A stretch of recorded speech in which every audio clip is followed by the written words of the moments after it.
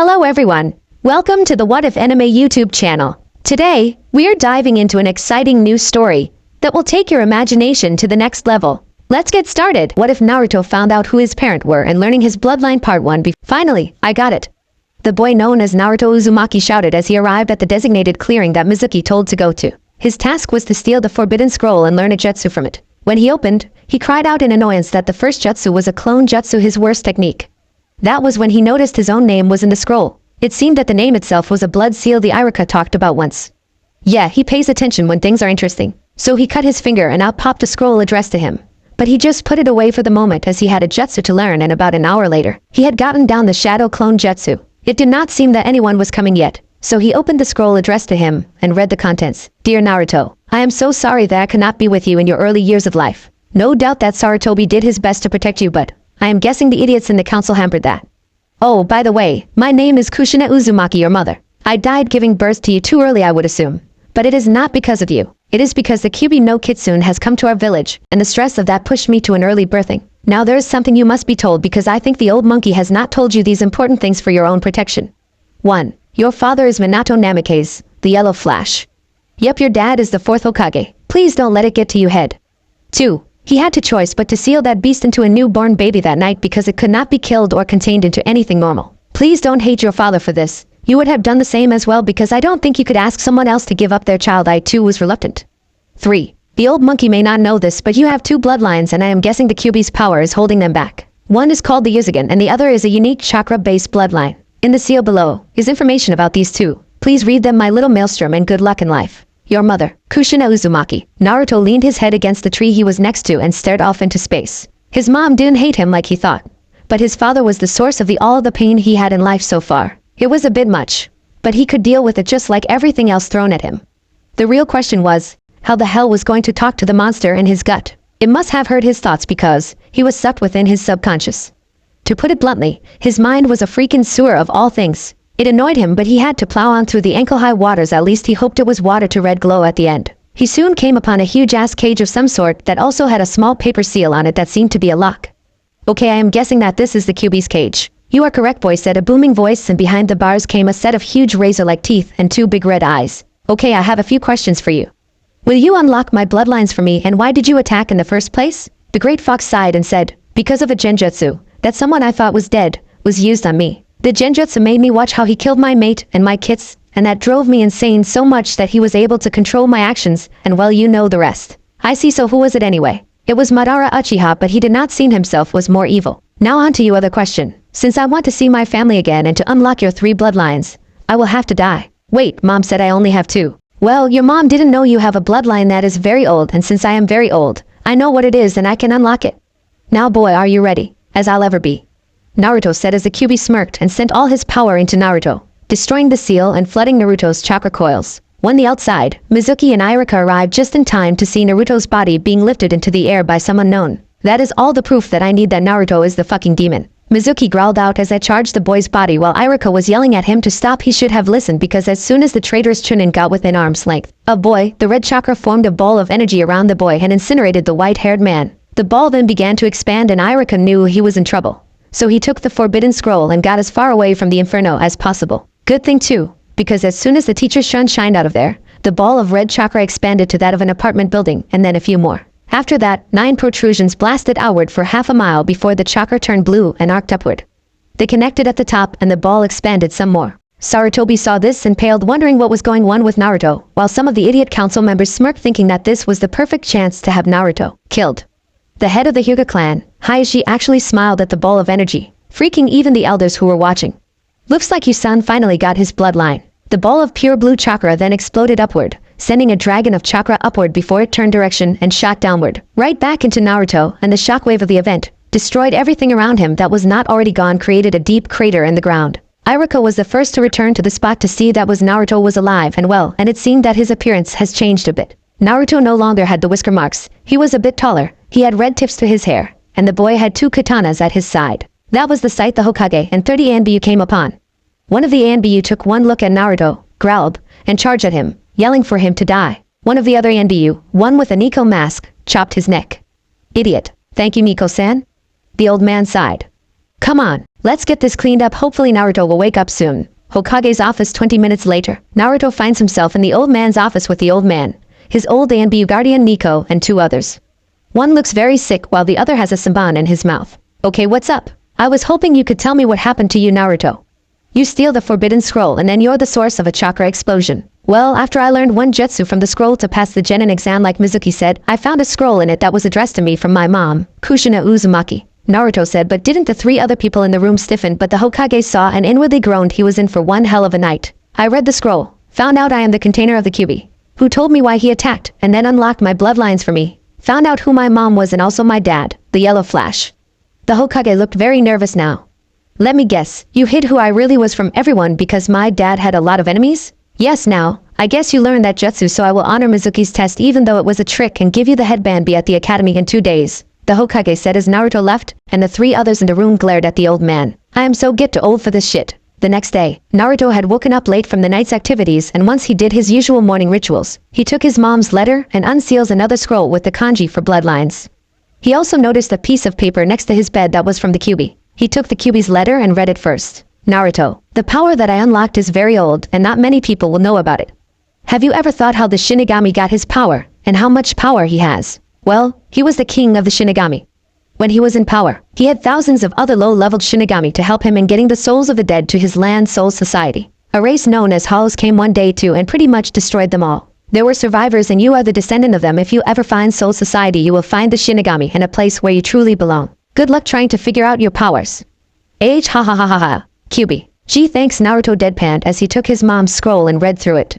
It would seem that the Uzigen is similar to the Sharingan in that it copies jutsu. There is one catch. It does not keep the normal jutsu it copies, and it mimics bloodline jutsu and lets him keep the bloodline jutsu. It also lets him see chakra, cancel jinjutsu, keep up with taijutsu, and pretty much be an expert in ninjutsu. Then the other bloodline is what he got from his dad. That flying thunder god jutsu was just a speed enhancement, and since his grandma was Tsunade, it could be in his legs or the arm's weight. My grandma is Tsunade. His life just got a lot more complicated. After the shock of learning his powers and who he was related to, he decided that he needed a new wardrobe. Of course, he got kicked out of nearly every shop until he came to a shinobi shop called the Wolf's Claw. As soon as he went in, he was greeted by an older man who looked like a blacksmith and a girl who looked to be a year older than him, who wore a pink Chinese shirt, baggy pants, and had her hair in buns. He knew her from when he was a kid because the old man used to let her play with him. Hey, Naruto. Heh, long time no see, Tenten. Naruto said happily. Ah, so I saw you have finally become a ninja. You were also in my class, remember? Yeah, but like usual, the teachers held me back. Okay, I know they don't like you that much, but that was just stupid. Yeah, well, at least I am ninja now. I am happy for you. Tenten said with a smile as she put a hand on Naruto's shoulder. So I am guessing you want to get out of those clothes and get real ninja clothes. Yep. Naruto said as he pumped his fist in the air. Good, said the old man. Just take a look at the clothes and bring them up when you're done, and since this is your first time here, you get the stuff for free. Naruto thanked the man and walked to the clothes section with Tenten right behind him. She helped him get something that looked good but was functional for a ninja. She also asked where he got those swords, and he replied that he got them from his chakra. She just drooled at the thought of getting some sort pointy blade from her chakra. In the end, he had black shinobi sandals, black baggy pants with many pockets, a black muscle shirt, and a white cloak with black flames on the bottom and a kanji for Shinigami on the back. He got 6 pairs of this, and he also found an odd scroll that said, chakra, the spiritual and the physical.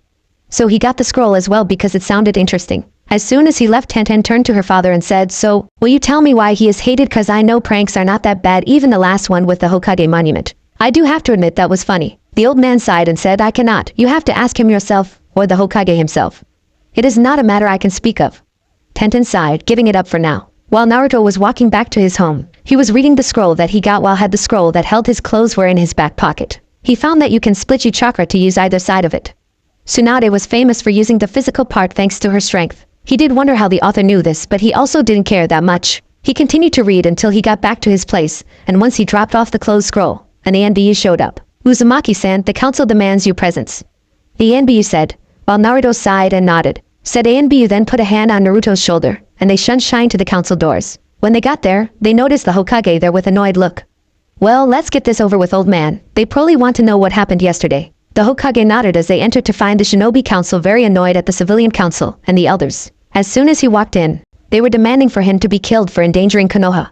It went on with both sides yelling at each other. Hayashi kept quiet like usual, but he noticed Naruto getting really pissed off at all the noise and began channeling chakra to his arms and fists. He almost widened his eyes when he saw the chakra turn to physical chakra, the same chakra that Tsunade used. He smirked, thinking that this would be quite the show. Since he had a crap load of chakra, he only had to put a bit of that into his arms and fists to make this work.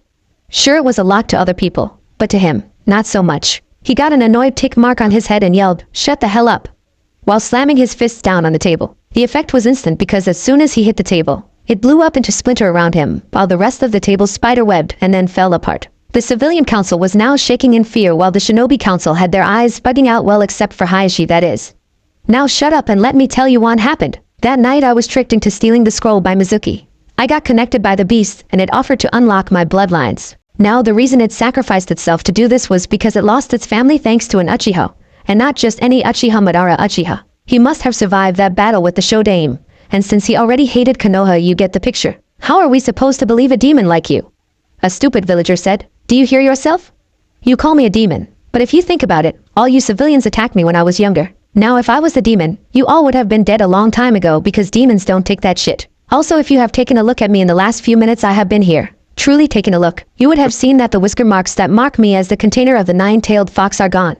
The seal holding the beast is now gone as well. So pull your heads out of your asses and use your fucking brains. Naruto said, and at the end he was panting. He is correct, and I also see now demon chakra in his system. I will admit that he does have a lot of it though.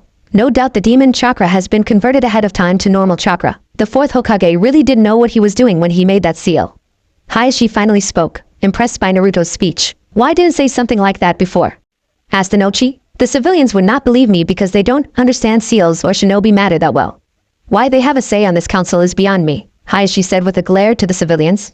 He then smirked and said, besides, I knew how the seal works because was helping the boy's father make it after all since we were on the same team. Wait, what? A civilian nearly shouted. Hayashi sighed and said, like Naruto said, use your brains. Who does the boy look like? They all took a good look at Naruto, who had been glaring at the civilian council, and they gasped. A pink-haired civilian by the name of Sally Hirono growled at this. What is your problem? Inochi asked. I know who his mother must have been. That whore from Whirlpool. Kushina Uzumaki. She said while the other civilians were panicking. Troublesome you just edgy about because you could not get with the rich guy like the gold digger you are. I think that is why you are having your daughter go after the last Uchiha. Shikaka said while everyone chuckled at this. I bet you had most of the civilians hate Naruto for that fact alone. But hid behind the Kyuubi lies, all you had to do was sleep with him. At this, most of the civilian council blushed while turning their heads away. I should have been with the fourth. Not that whore from Whirlpool. She screamed but shrunk back in fear because a large killer intent was directed at her thanks to Naruto. Look who's talking, you bitch. Looks like my dad had pretty good taste in character. Naruto said from his spot. I am so glad you did not end up being my mom, otherwise I would be a fucking idiot like you. Well, this has been fun and all, but I need to give Naruto his inheritance, so this meeting is over.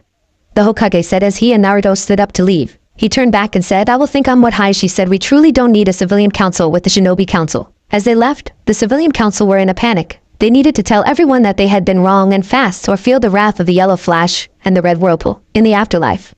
As for Danzo and the elders, he was plotting on getting Naruto exiled from the village. He just needed the perfect excuse. Naruto sighed as he sat down in the chair across from the Hokage. Well, that was very annoying. Yes, but at least things will be changing. Good. Now, here are the keys to your father's home and a check card for your money.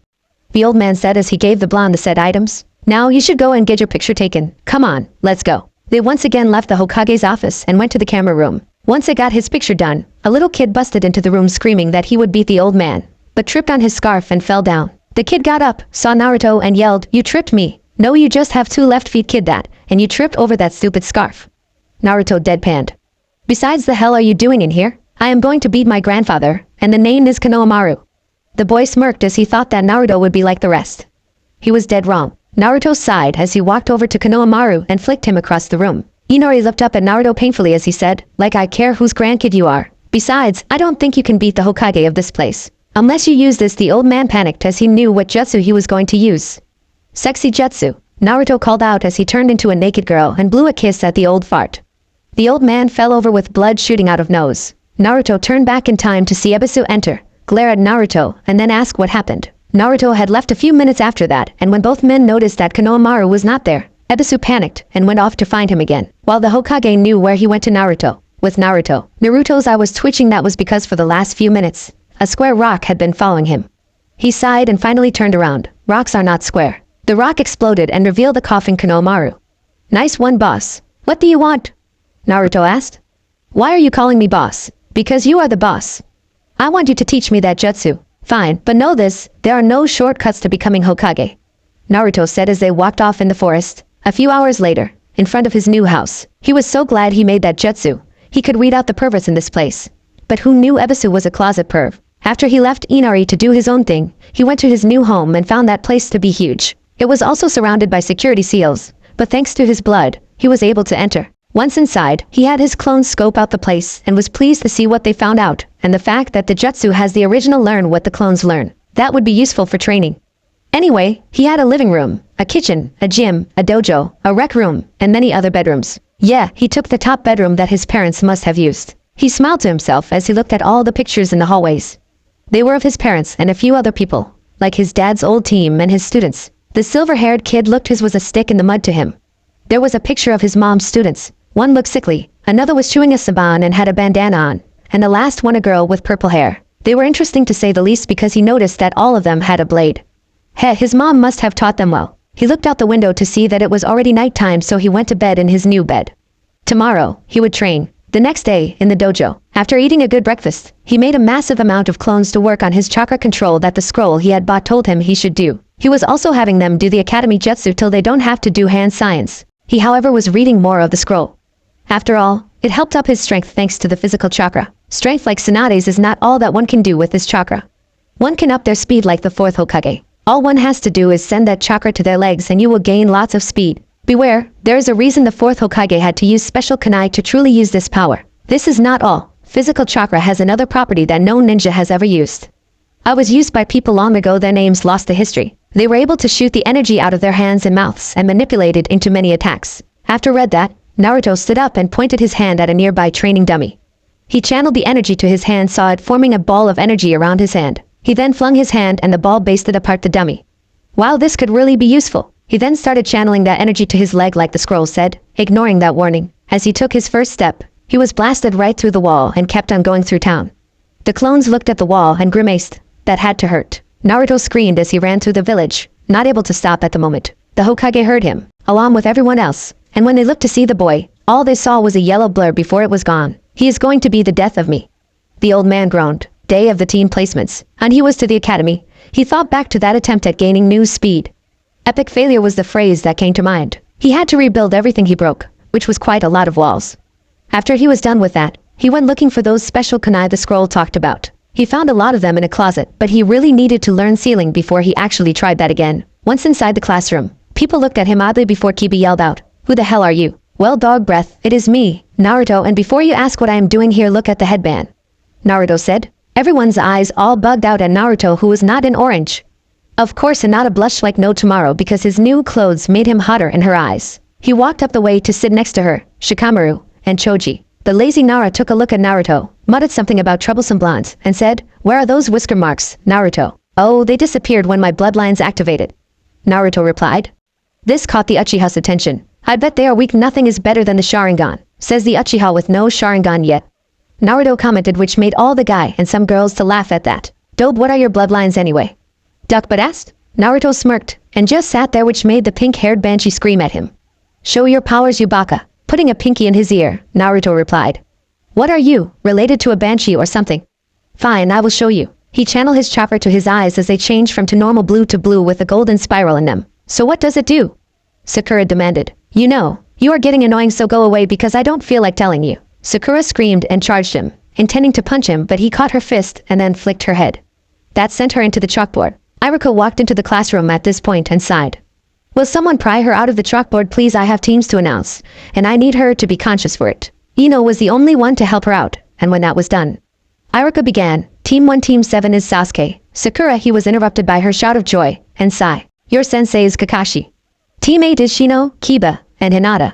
"Your sensei is Kurenai." Team 9 is still alive, so we go on to Team 10, who is Ino, Shikamaru, and Choji. "Your sensei is Asuma." Sakura took this time to gloat at Naruto. "Ha! You didn't get a team, you loser. Actually, I was about to say where he goes before you interrupted me. Who cares, he will just die in the first week of being a ninja. He is a weak baka," she said with a smirk, says the pink-haired banshee who got flicked into the chalkboard. Naruto commented, which made everyone laugh. Anyway, Naruto is on a team by himself and is being taught by his mom's old students, Genma, Yugao, and Hate. Iruka said as they came in and looked at the Uchiha's team. Cough Team 7, I pity you. Asterisk cough asterisk Kakashi is always late. Hate said while Sasuke smirked. Though you got shafted. Well, come on Naruto. Genma said. Hey, these guys were from that picture cool. Sasuke was annoyed. Why might you ask? Well, when you have a banshee pestering you for a date every 5 minutes, it tends to get annoying. Also, when that sickly-looking Jonin, Hate was his name, told them that sensei would be late, he was not expecting that ass to be 3 hours late. So yeah, he was very annoyed. At least this Sai was not as annoying as the pink hair one. A thought then came to him, and he voiced his question to the other two. Iruka said that Naruto's mom's old students would be teaching him. Who the hell was she? Probably was Samhor.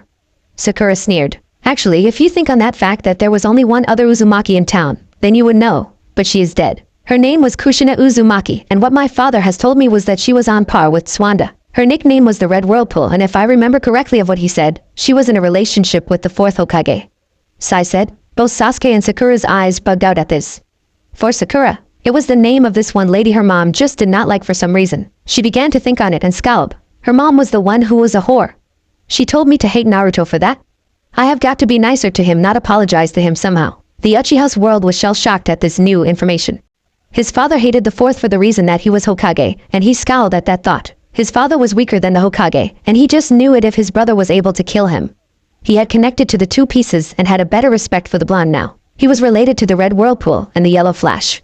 He needed to battle him to gain more respect for the blonde. With Naruto, Naruto had just received his test from his new sensei, and he was pleased that he passed. He had to fight each one in a one-on-one duel with his 2 new blades. He was not very good with the blades, but he thanked God that he went back to the Wolf's Claw to get a style. He was still getting the basics down, but he really liked the 2 styles he had chosen. If he used one sword, he would use the style used by Starkiller from SW, Force Unleash, but if he used the swords, he would use that style, along with doing his best to use another style. Still needs a lot of work. Well Naruto, you did well and I can see that you are trying to create your own style. Yugo said with a smile. So we will each teach you our styles and that might help. Along with that, we will be teaching you more chakra control exercises along with jutsu. Genma said while chewing on his samban. We will also help you with your bloodlines as well. But first we need to know what element you are aligned with. Hate said as he handed Naruto a white piece of paper. Just channel some chakra into it. Naruto did so and was shocked along with his 3 teachers. It was cut to pieces and some of the pieces were on fire, crackled with lightning, got wet, and turned to dust. That might be because of the Kyuubi's old chakra as it fused with me. Naruto commented. Well, we now know what to teach you. Genma said with a chuckle. Hey, before we start on anything, could we get to know each other? I know you know me because of my mom, but you know. Sure, Yugao said as they headed to a barbecue restaurant. Once they were seated and ordered their food, Yugao spoke again.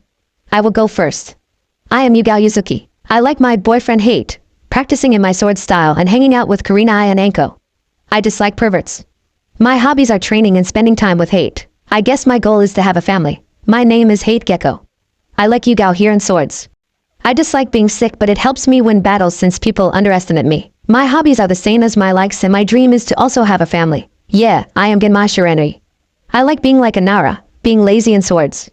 I don't like arrogance and stuck-up people. I guess if I had a dream, it would be to settle down with a nice lady. The Saban chewing Jonin pondered. Okay, I guess I am next. Naruto said. I am Naruto Uzumaki. I like ramen, training, and learning new jutsu. I dislike pricks, assholes, and people who judge others before they get to know them. Oh, and the time it takes for ramen to cook. My hobbies are my likes and my dream I don't know anymore. Naruto shrugged. What, you don't want to be Hokage? Asked Genma. Well, when I went to that council meeting the other day, I could tell that the hatred runs deep in this village, and they won't allow me to be Hokage no matter what. Besides, I thought being the Hokage was something other than staying in a room all day doing paperwork. Though I am surprised the Hokage has not used shadow clones to do it for him. The Hokage was watching this from his crystal ball and began to bang his head on the desk. Stupid, stupid, stupid, he yelled while his secretary just thought he was having a senior moment. Back with Naruto, we see they have finished, and as they were leaving, Hate noticed that Naruto's swords were glowing and then the boy passed out. He quickly catched the boy inside. I'll take him home. Something tells me this has something to do with his bloodline. The other two nodded as Hate took Naruto home. Naruto's mindscape. The blonde opened his eyes to see not a sewer like most expected, but rocky wasteland with a dark-looking castle off to the side. Okay, this is new. Where am I? You are in your mindscape, boy. Said a booming voice as an orangish gant of a man appeared, and the blonde noticed he was on a pedestal of sorts, so he was somewhat eye level with this giant man. Off to the side he saw another man in a black cloak and he looked to be floating in midair. Okay, the last time I was pulled into my mind, I had a giant fox in here. Now I have to guys I have no clue about and the landscape has changed. Naruto said, a little annoyed. Well Naruto-kun, we are you sword spirits you know, part of your bloodline. The cloak-wearing man said. The man then took off his hood to reveal a head full of long silver hair. You may not be able to hear our names yet but you are still young. But I will tell you mine anyway. It is Xemnas. Xemnas Hakul. Naruto said. Since you were able to hear his name, I will tell you mine. I am the Titan. I was Zeus's father. The big man said. Who? Naruto asked. I could not even hear your name. The man grumbled but Xemnas began to talk again. You have 2 very power swords, don't let it go to your head.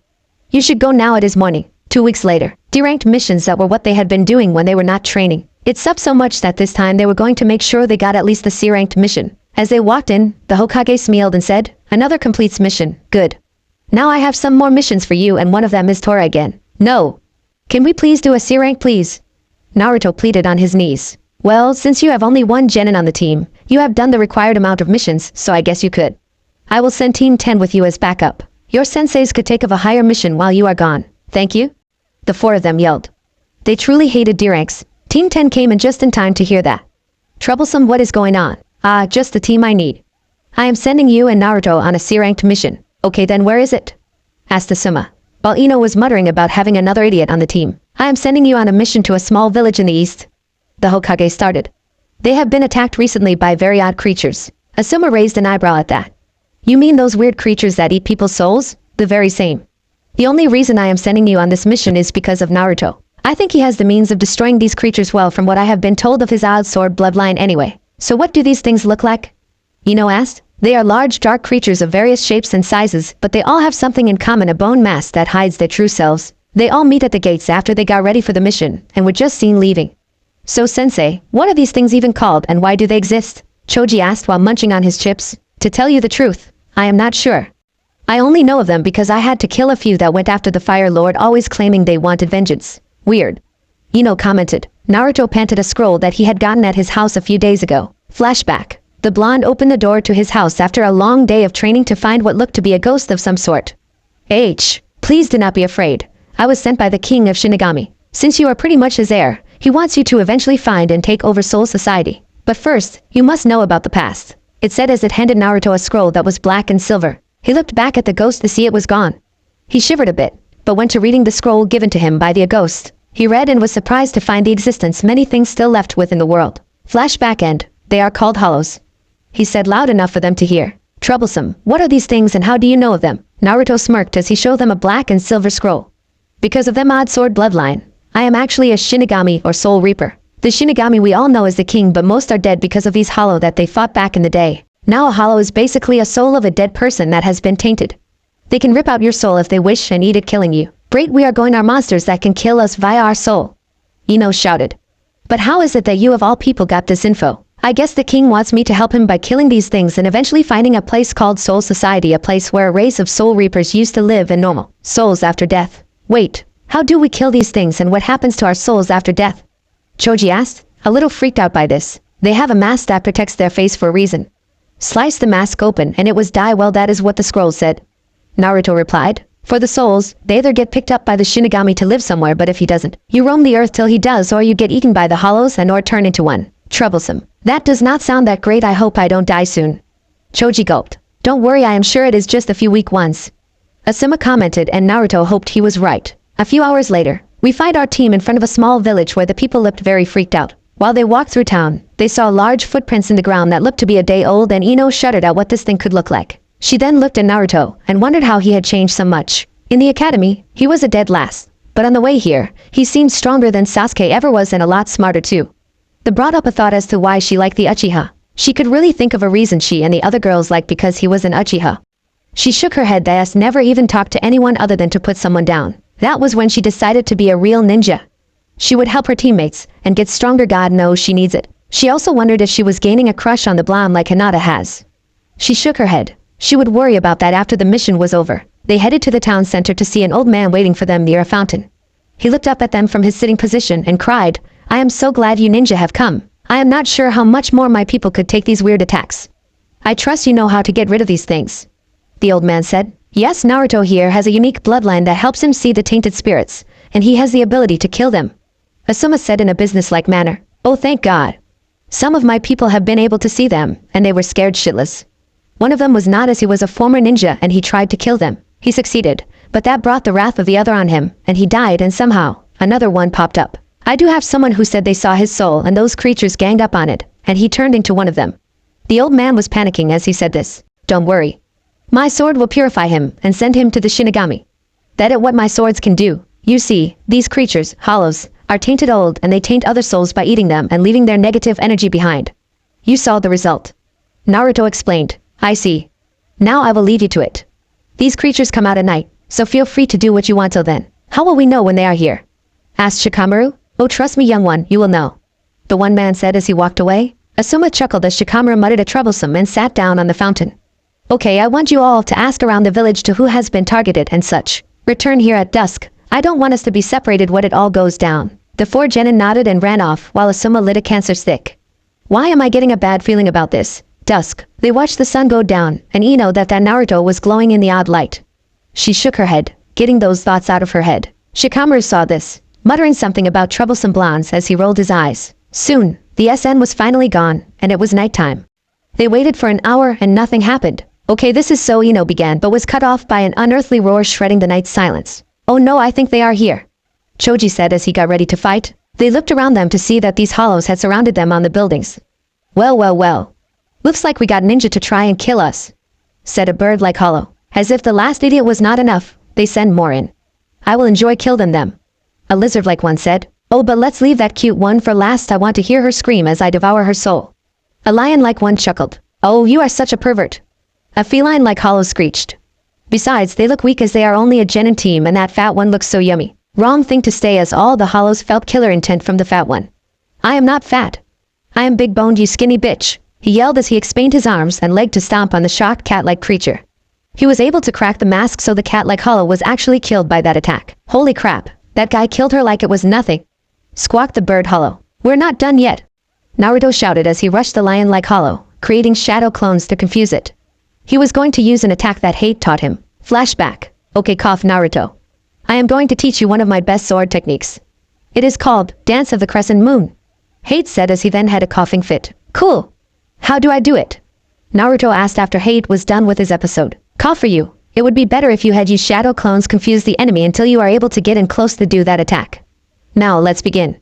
Cough. Right. Flashback end. Yeah, just gotta confuse this thing and get in close. Hopefully this thing is not as smart as Hyde-sensei is. He thought this because it could get ugly if he messed up. So while it was confused, he got in real close and jumped up. Dance of the Crescent Moon. He announced as he arc upward and slashed down on the surprised monster, and its mask was cut in two. Asum saw this after he got rid of the lizard-like hollow with his trench knives. So he learned that how nice. He looked to his other student to see that Shikamaru had caught the bird-like hollow with his shadow, and Choji rolled all over it with his meat tank attack.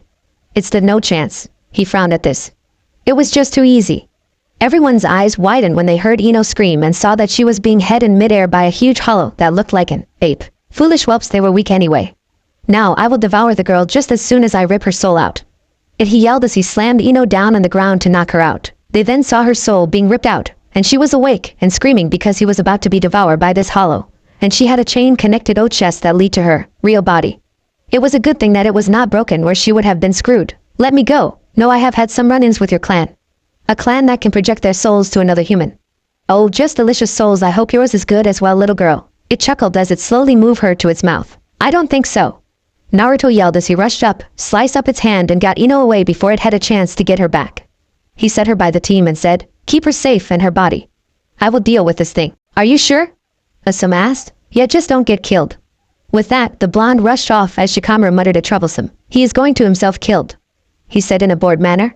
He knew none of them could take that on, while maybe Asuma could, but what could Naruto do? As the blonde ran back to the creature, he thought of another attack he could use. He just hoped Yugao doesn't kill him for it. Flashback. Naruto, I am going to teach you an attack that I created. It is called Cats Out of the Bag. Yugao said with a smile. Right, so how does it work? The blonde asked. I will show you, Yugao said as she disappeared.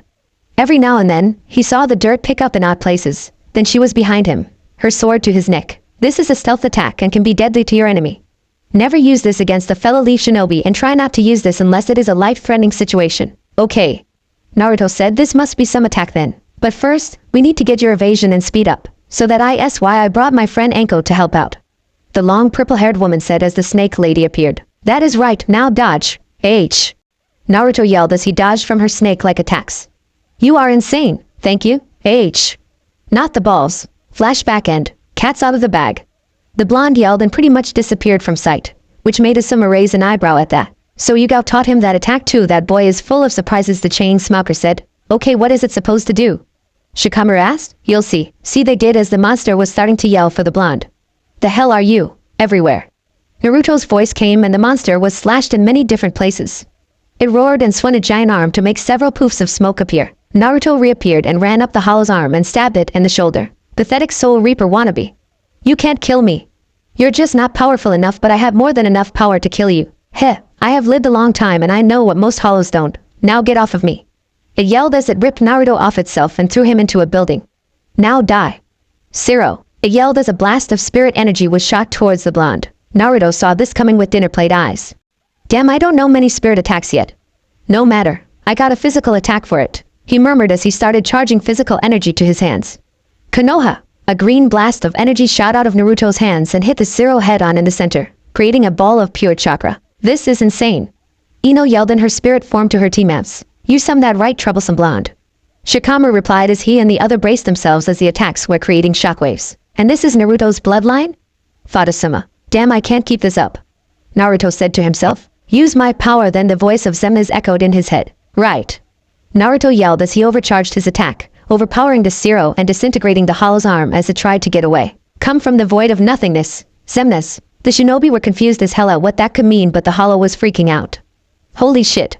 He is not a wannabe. HEIS-1. In a flash of light, Naruto appeared with a 7-foot blade. It was not any blade, no way. It was a huge buster blade that had 4 cannon-like attachments on the hilt of the blade. It was the cannon blade. Time for you to die. Nothing wave. Naruto yelled as he ran up the building and jumped off so he was above the hollow. He pointed the blade downward and a blast of pure spirit energy incinerated the mask and all. As he landed, the blade turned back to normal. He walked over to Team 10 and saw they had looks of awe on their faces. Wow, Naruto. That was awesome.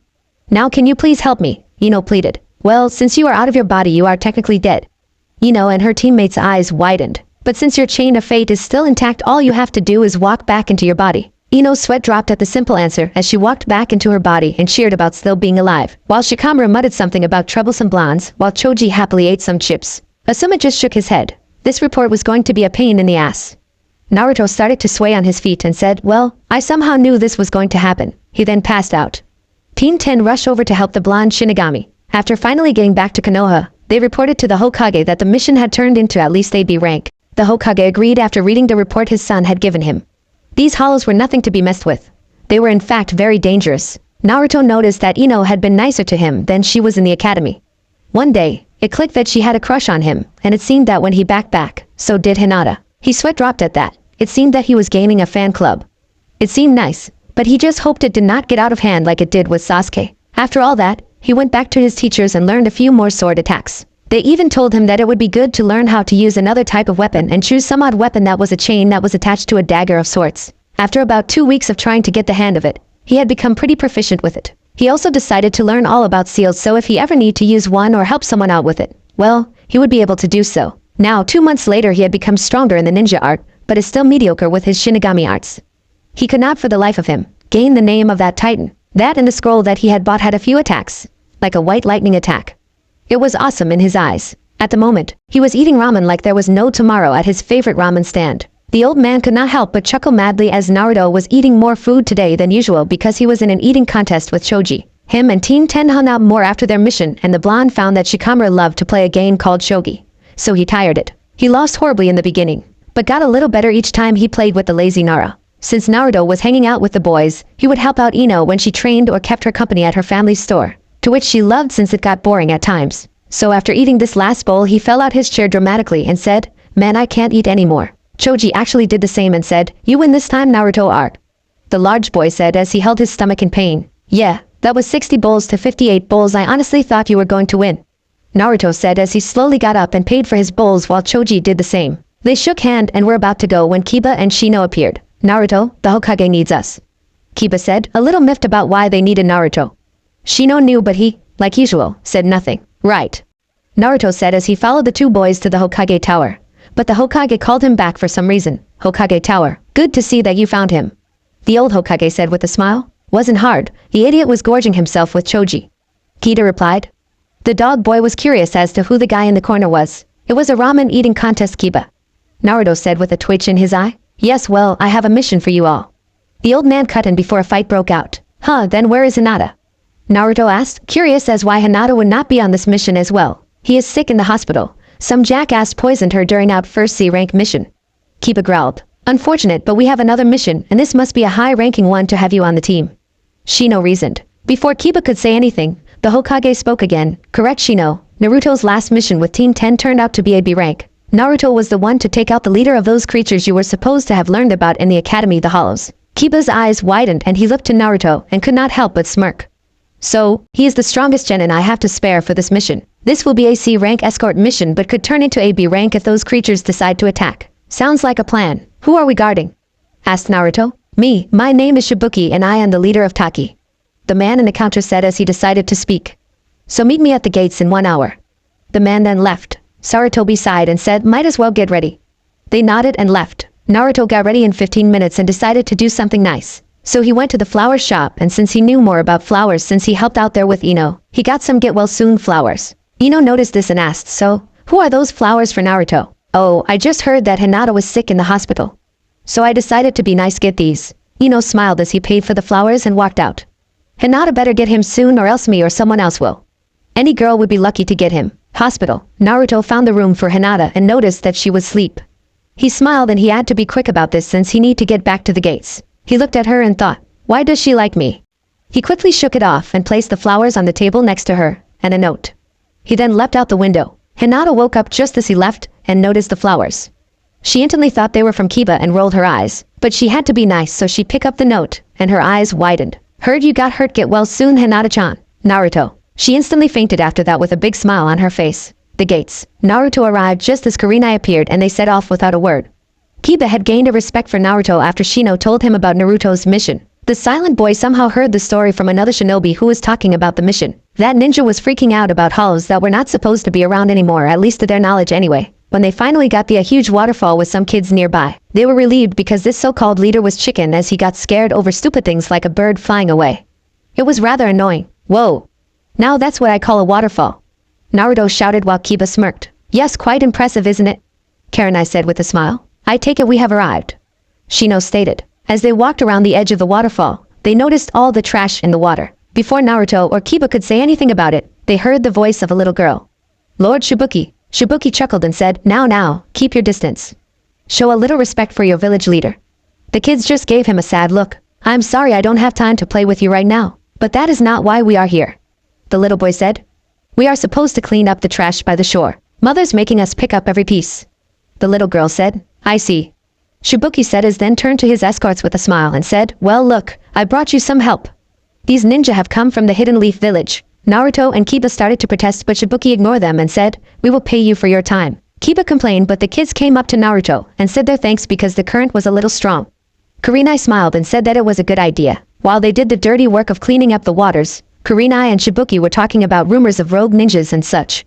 That did not sit well with the village leader. They would be after the hero's water or her. I won't let them get either of them. The water is scared to my village, and she is my half-sister, as he thought that he was caught off guard by a messenger bird that had a note for Kurenai. She was needed back in the village so she left, and told the team to follow her when they were finished. Kiba made some comments that the others could leave while he did the rest, and somehow mocked Shibuki. That got the kids mad and they pushed him away, which a bad thing for Dog Boy as he stepped in some dog shit.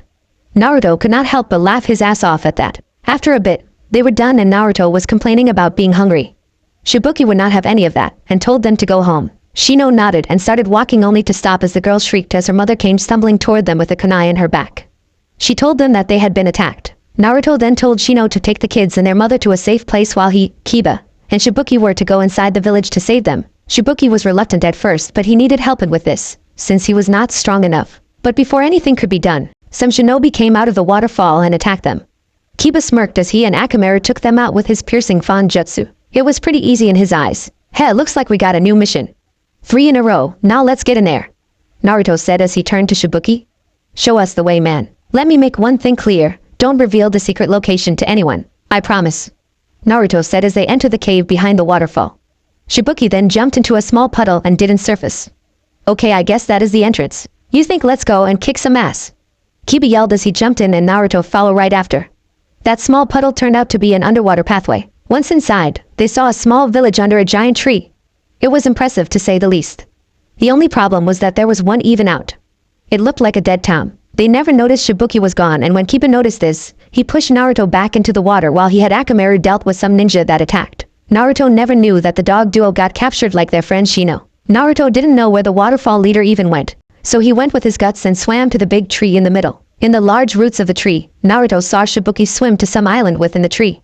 The guy went to a cabinet of some sort, and pulled out a small vial of water. He wondered if that was the hero's water. He followed the leader to the hole in the tree where they saw Kiba and Shino all tied up with the rest of the villagers. No, what? Asked Naruto as he jumped down out of nowhere, scaring the crap out of Shibuki. Don't do that, the leader hissed out.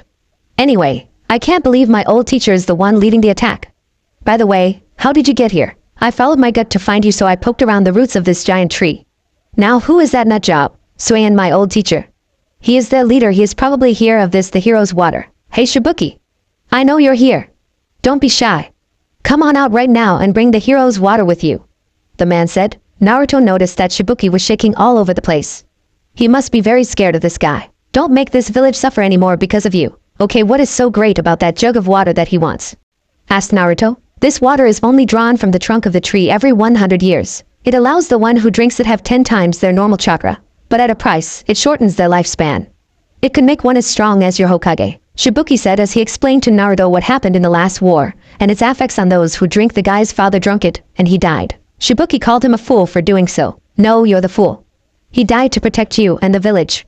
He is okay in my books, Naruto said as he went to the hole in the tree to see that the old guy was going to kill a kid. I don't know why you think it is useless, but I am going to kick his ass even if I have to die. With that, Naruto jumped out the hole to find a good way to attack. Just as the old man was going to kill the little girl, Naruto made his presence known. Hey! Naruto Uzumaki is here. It is about time, you idiot. Kiba yelled from his hanging spot. Yeah? The blonde commented as he took a vine from the tree and swung down. I am going to kick your. He didn't get to say much else as the vine broke and he belly flopped in the water. Kiba would have face-palmed himself if he could while the attacker's sweat dropped. Huh? What was that? Asked the guy with wild white hair and green face paint. Just an idiot. Kiba grumbled. Heh, tough luck, kid. Said a masked man. Heh, who's playing? Naruto said as he surfaced only to smirk and poof away as the real Naruto rushed out of the water. Pushed the little girl away because the man thought it was time for her to die. Naruto got stabbed in the back. The blonde played dead till they were upon him. He sprung up and attacked the masked man. While the two of them were fighting, the old dude picked up the little girl, muttering about trying this again. Soon, after some more fight and talking, Shibuki finally came down to fight. It seemed the guy drank some of the water because he fought with a lot of power. Of course, that was not enough because of the older man's experience. That is when Naruto stepped back in the fight. He did his best, but Suian drank the water as well and was now fast and power hungry. Drinking that water was bad because it attracted attention of an unwanted guest. Sure, power, you have more power than before and it is delicious. A dark voice echoed as a giant creature with a white mask jumped on the water. Damn, a hollow. Naruto growled out. This was not just any hollow. It was a Minos. The mark on this thing was that of a horn beetle. What the hell? Shouted Suian as the hollow came up to him and the chakra overtook the hollow and fused the two freaks together, making the hollow stronger. Heh, seems I got more power. Time to die, kid. No, I don't think so, Naruto said as he took his sword out and called out, come from the void of nothingness, Zemnis. The blade turned into its Kanablade form and before the hollow could even move, Naruto called, Vortex Wave. A vortex of pure wind energy charged toward the freakish hollow and tore off its left arm. Before the hollow could recover, Naruto was on him and sent the blade right into its face. Leapt over and brought the blade down, slicing the creature in half. Don't mess with me, Naruto said as the creature disappeared to leaving a dead Suian in its place. A few hours later, well, I am glad to be getting out of this village, Kiba said a little annoyed. Shino just nodded to that sentiment. Well, I will see you back in Konoha then. I have a mission from the Hokage I have to take, Naruto said. Yeah, see you then. Kiba waved off. Search us out when you get back. It would be good for us to train together, Shino replied. You got it. Once the two left, Shibuki, still in his bandages, said if you need to rest for your next mission, I would like it if you stayed here. You saved us after all. It would be the least we could do. I would like that, Shibuki. Holy crap. What happened here?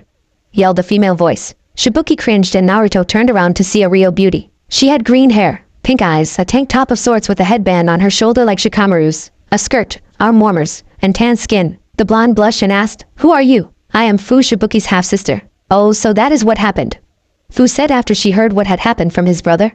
Currently they were in Shibuki's office. "I knew I should not have gone on that mission. I bet Suyin was waiting for me to leave so he could attack." She scowled at the thought of that man. "Yeah, well, it couldn't be helped," Shibuki said with a frown, and that turned into a smile as he addressed Naruto next. "So, you have another mission to be done. Does it have to be done right away?" "Well, no. I just got to go to Suna soon for some reason," Naruto said, not really telling them the mission details. "I see. Well, in a few days, the village is holding a festival and I would like you to be the guest of honor," Shibuki said while Fu looked at him oddly. "What do I have to do?" asked Naruto curiously. "Well, since this is the 100th year festival, you get to get the water from the tree and take one sip," Shibuki stated. "And you want me to do that?" "Yes, with Fu as your date." Shibuki just gave an innocent smile at their shocked faces. He could tell that Fu highly respected Naruto after he told her what happened, and it seemed that Naruto had gained a bit of a crush on the girl. Fu was a little shaken at this and glared at her brother. He knew what she was getting on about, and gave a slight nod as he knew he would have to tell Naruto. The smile disappeared and he gave Naruto an evil big brother glare. "But I must tell you one thing, and if you hurt her I will hurt you back." "Okay," Naruto said, a little freaked. "My sister Fu is special to me in this village in the sense that she is the demon container for the seven-tailed horn beetle," the village leader said in all seriousness. Fu looked at Naruto for any signs of ill intent and found none of that. Instead she found a sad smile, not what she expected. "Glad to see I was not alone in that." That comment shocked the sibling. "What do you mean was?" Shibuki asked. "Think about it. I am from Konoha. I had the Kyuubi in me, but it unlocked my bloodlines for me and well it died. Its extra chakra turned into these swords," Naruto said while showing them the blades. For Fu this was a shocker, and her bijou was not helping any. "The hell? The Kyuubi is not that charitable unless... Those swords, could they be the sword of the Shinigami? The hell are you babbling about? That boy is last of the old Shinigami. He must be the one the king of Shinigami talked about all those years ago. If that is true, then the time of the bijou is at an end, okay?" While Fu was having an internal conversation, Shibuki said, "That is great. I thought this was going to be a problem, but it won't." "Yeah, but are you sure you want me to do this?" "Yes. You saved the village," the leader stated. "Alright then," Naruto replied. "So Fu, would you like to go to the festival with me?" Naruto's voice brought Fu away from the bijou in her mind, and she smiled with a small blush. "Sure. I would like that." Fu then ran out of the room to go get ready. Shibuki chuckled at this. "Heh, let's hope this works out for her." "Yeah, I have a question." "Ask away." "What do I do on a date?" Naruto asked the Shibuki, and his hidden ANBU all face vaulted. This is going to a long 2 days, the village leader thought with dismay. 2 days later, after Naruto helped out with setting up the festival, learning his part, and learning what to do on date, the blonde was ready to go. Shibuki gave Naruto a nice suit to wear. It was a white tuxedo, and it attracted a lot of attention on his way to meet Fu in the park. When he reached the park, he saw Fu and he felt like he could not breathe. Fu was wearing a long green dress that had white stripes running down it. It matched her hair very well. Though she looked beautiful in his eyes. "Wow, you look beautiful," Naruto said as he walked up to her. It got the desired effect as she blushed bright red and said, "Thank you, Naruto. You look very handsome in that suit." Naruto smiled as he then led her through the festival, winning her stuffed animals from the various game stands in their ways. Ironically, most of the prizes they won were foxes or odd cartoon bugs. Soon they made it to an outdoor restaurant and sat down to eat. After ordering their food, Naruto decided to speak his mind. "Fu, I need to ask you something." "Yes, what is it?" "Well, in the few months that I have been a genin, I have done a lot of research and sealing work. There is a group out there that is known as Akatsuki that wants the demons that people like us hold. I want to know if you want to form our own little group as I find the other demon containers." Fu blinked and said, "That is a good idea, and I have heard of this Akatsuki from traveling merchants. Both good and bad stories are what I hear. So, what do you know of seals that could help us?" Naruto smirked and said, "2 seals so far. The first one is where I could put on you and we could communicate over long distances, and we can keep track of each other. It could be our organization's symbol, I guess you could say. The second seal is something else I can put on you, and it slowly turned you bijou into a sword like mine and converts the chakra into spirit energy." "Wow, sounds pretty good, but we should tell Shibuki later about this," Fu suggested. "Other than that, I think it is the best idea to use against those that want to harm us." Naruto smiled, and after an hour or so, we see our favorite couple near the lake, where they see Ninja dancing on the water to a slow song. He smiled and held out his hand. "Would you like to dance?" Yes, I would," Fu said with a blush. As they stepped out onto the water, it seemed that time seemed to just stop for them as they danced the night away. Shibuki, who was dancing with his girlfriend, smirked at them from his spot. His sister needed someone, and he hoped it was Naruto. Fu looked into Naruto ocean-like eyes and felt herself getting pulled into them. They were just so alluring to her. Naruto felt the same way about her eyes as he too leaned in. They met in the middle with a soft and passionate kiss. Ah. My larva is making the transition into adulthood. I am so proud. The seven-tailed bug in Fu's head cried out, ruining the moment for her. Shut it. Am I trying to enjoy this? When they pulled back, Naruto spoke his mind. Wow, that was great. Yep. Fu whispered as she leaned in for another kiss, either of them noticing the fireworks going off in the distance because they were dealing with the ones in the kiss. Shibuki and his girlfriend watched this with happy smiles. Way to go, Naruto, you made her happy, he said as he leaned in to kiss his own girl. Midnight, Naruto and Fu stood on the stage next to the big tree where they will extract the hero's water. He did just as Shibuki and Fu taught him and channeled his chakra into a spot on the tree and guiding it with his chakra into the small jug that it was carried in. After he was done, Shibuki nodded to Fu and she gave Naruto a small amount of the water, and then jumped away. The blonde was confused at first, but he soon understood why as he already massive chakra grew bigger and was swirling around him. Normally, if someone drank the water, their lifespan would shorten. But if they drank it right after they extracted it, they get the chakra from the tree itself and expand their lifespan by a few years. Though nobody expected this result as his eyes turned into the Yuzugan, and he held his head in pain before tree root grew around him, and then shot upward. The green energy shot down on the blonde and then everything went back to normal. Naruto fell on his hands and knees, panting. Fu rushed to his side and asked, "Are you okay?" "Yeah, but it seems that I just absorbed the power of a true Mokuton user. Well, that it was my eyes tell me." "Who was the true Mokuton user?" Shibuki asked. "The one who taught the Shodaime Hokage and created the tree. But his name has been lost to the tree in history," Naruto said as he slowly got back up and smiled at Fu. The next day at the waterfall. "Like I said, I am glad you started this organization and helped my sister. Now if you get banished like you said you would because of the idiot council and the elders, you are to back here first before you go find that soul society place," the leader of the hidden waterfall village said to their hero. "You got it, and I will be back to visit when I get the chance," Naruto said as Fu walked up to him and gave him a passionate kiss. "I will miss you," Naruto said as he hugged her. "So will I, but duty calls." Fu smiled as she melted into the hug and reluctantly let go. As he was leaving, Shibuki has an idea and smiled. "Like you, he is still a genin. So you'll be seeing him soon." "I hope so," Fu replied as she watched Naruto's retreating from Naruto's side as he walking through the desert to the sand village. "Getting will be simple, my ass," Naruto ranted as he took out the map and growling. "Yeah, thanks for the map, Grandpa. The desert looks the same from all directions," he yelled to the heavens. So, as he continued, a few ninja appeared in front of him. He looked at them for a good few seconds before he was the headbands and smiled. The leader smirked and said, "Well, kid, I can't believe the Hokage sent you to help us with our problem. You were in that genjutsu for hours." The others just chuckled at his. Naruto's eye twitched before he exploded. "Genjutsu? I fucking suck at genjutsu, damn it." "Yeah, I kind of figured that out, but although the Hokage said you could dispel them pretty easily," the leader of the group said with a raised eyebrow. "Yeah, well, I'm not that great at detect them, but he's right." Naruto then smirked and activated his Yuzugan, shocking the ninja, and the genjutsu was blown apart to show that he was at the front gates of the sand village. "Oh, come on, I was in front of this place the whole time," he yelled, very pissed off as the guards fell on the sand ground, laughing their asses off. "Hey, well, it does not matter anymore. We were just toying with you with a genjutsu that was beyond you level. I hate you," Naruto said as he deactivated his Yuzugan and started walking with the ninja to the Kazekage Tower in the middle of the village. The man chuckled as he led him through the village till they got to the Kazekage's office. Once there, the veiled Kage looked up and zeroed in on the ninja next to Naruto. "You should have cancelled the genjutsu after the first hour. 4 hours is just annoying. Leave now," the Kage ordered, ticked at his prankster ninja. When the man left, the Kage of Sand spoke to Naruto. "I am sorry, young Naruto, but I guess it was just his prankster's side kicking in. Hey, then he will have to watch out for he messed with Konoha's king of pranksters," Naruto declared with his fist in the air. "Ah shit," the Kage thought with a deadpan expression.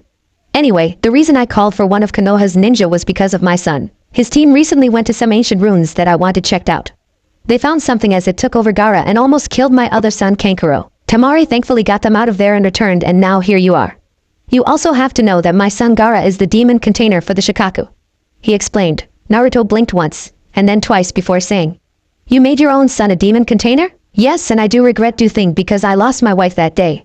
He was a problem child for me because Shikaku tries to take over my son when he is asleep. He is always angry and kills people to prove his existence, and I cannot take it anymore. I tired to have his killed on numerous occasions, but it does not work. Each time I am doing this, I am truly ripping apart my family." By the end of the speech, Naruto was pissed, but he knew not to anger a foreign Kage. "That sounds a bit odd. I read somewhere the Shikaku was somewhat nice, not a total nut job." The Kage's eyes widened at this and said with a thoughtful look, "I wonder if the spirit of that priest is that cause of this." "The what?" "Yes, the second Kazekage, after the death of the first demon container, wanted to make his next one even stronger, so he fused the Shikaka with the soul of the priest of the Wind Temple, who went crazy and killed half the monks there before he was killed. No offense, but he was a complete dumbass, Naruto said bluntly. Fusing a demi-hollow with a demon is bad news. Tell you what, I will get rid of the priest for you and then you will have your son back. I do have a request though. The Kazekage's eyes widened and said, name it. Being the former demon container of the Kyuubi, I'm making a little group that will consist of the other demon containers so that we could protect ourselves from those who will to do us harm, like this Akatsuki I heard about. Former. Shouldn't you be dead? Kyuubi unlocked my bloodlines and that killed it, so I am not dead, not yet anyway. Fine, but who else is in this group so far? Oh, my girlfriend Fu, who is the container for the seven-tailed horn beetle. Naruto said nonchalantly while the Kazekage and the hidden ANBU's sweat dropped. So, where am I going? You will be going to those ruins I talked about. You will be joining my daughter and helping my son. I expect you to fulfill about what you said about my son. I want him back alive. Will do, sir. Good, now go. My daughter should be at the gates. The Kage of Sand said, and Naruto nodded and left. A truly interesting boy. When the blonde reached the gates, he saw the ninja from earlier talking to a blonde-haired girl with 4 pigtails. I am not going to ask, he thought as he looked the one too many pigtails. So, could I get your name so who I know I will be pranking back? Hell, you call me Jin, and you can't get me back. We'll see about that. I am the king of pranksters in Konoha. Naruto yelled out with a fist in the air, to which the blonde-haired girl's sweat dropped. Well, good luck then. Anyway, this is Temari. She will be the one leading you to the ruins, Jin said and chuckled. Hopefully with her around, you won't get lost or run into a random genjutsu. Naruto fell anime style and said, I really hate you. Are you two about done? Temari asked with annoyance. Yes, Jin said with a smile as he walked away with a smirk. Naruto looked at him oddly before following Temari into the desert. 2 hours later at the ruins. So, let me get this straight. Gaara found some old talisman and put it in a hole and the madness started? Yes, this army of sand appeared, and if what you said is true, then the priest has taken over my little brother. Great, Naruto said sarcastically as they walked the ruins. Large buildings were not half caved in and a dead-looking tower in the center of it all. Well, let's get this over with, Naruto said. Temari nodded and they ran up the tower. Once on top, they had dinner plate eyes. Why? Well, there was a sandstorm brewing all around them. Gaara was to the side knocked out, and there was a man in priest robes standing there waiting for them. I see you have returned, young sand maiden, and with a friend. Do you really think you can bet me? He said, smirking at them. Give back my brother. Temari pleaded. You can have the whelp, he is weak. Sneered the priest. You're the one who is weak, Naruto said simply. Insolent boy, but you know, I was not going to give you the boy. I was just going to kill you and him, but I have a better idea. He priest laughed. Get back to me to top of this tower without the use of chakra and I will give you a fighting chance. He smirked evilly, and before either of the two blondes could respond, the sandstorm swirled around them, and when they could see clearly again, they were at the entrance to the tower once again. The hell? Temari yelled to the sky. Naruto scowled. I never saw that coming. No matter, let's move, Naruto said, but before they could enter, the sand around them shifted before turning into a small army of sand soldiers. No! Temari growled out.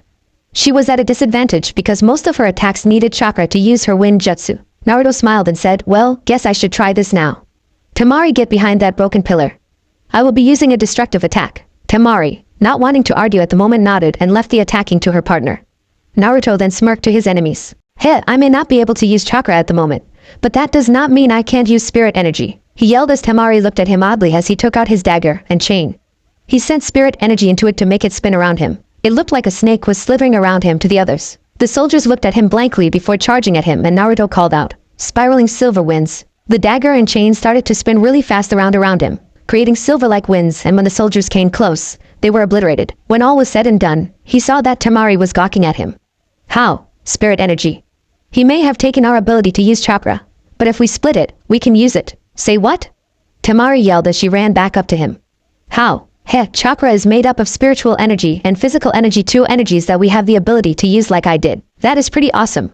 Can you show me, because I don't feel like dying in these runes anytime soon? Sure, just feel out your chakra like you usually do and spate them. It is very easy, Naruto said as he watched her try to do it. 10 minutes later, she was able to get it and tried one of her old attacks. I can't believe it, Temari said happily.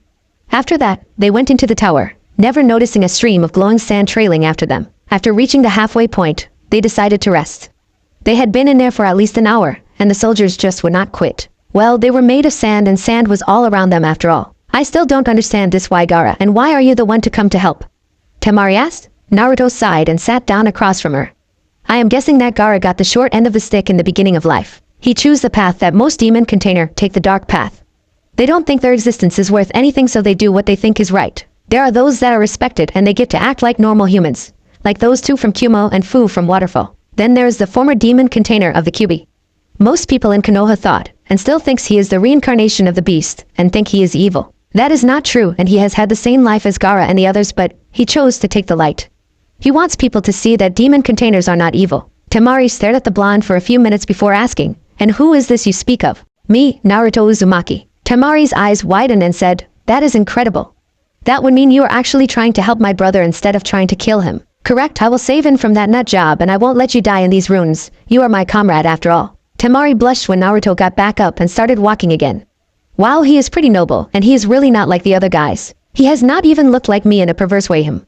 After her thoughts drifted off, Naruto was looking around the large room they were in. It would seem they would need to use a lot of acrobatics to get to the next floor.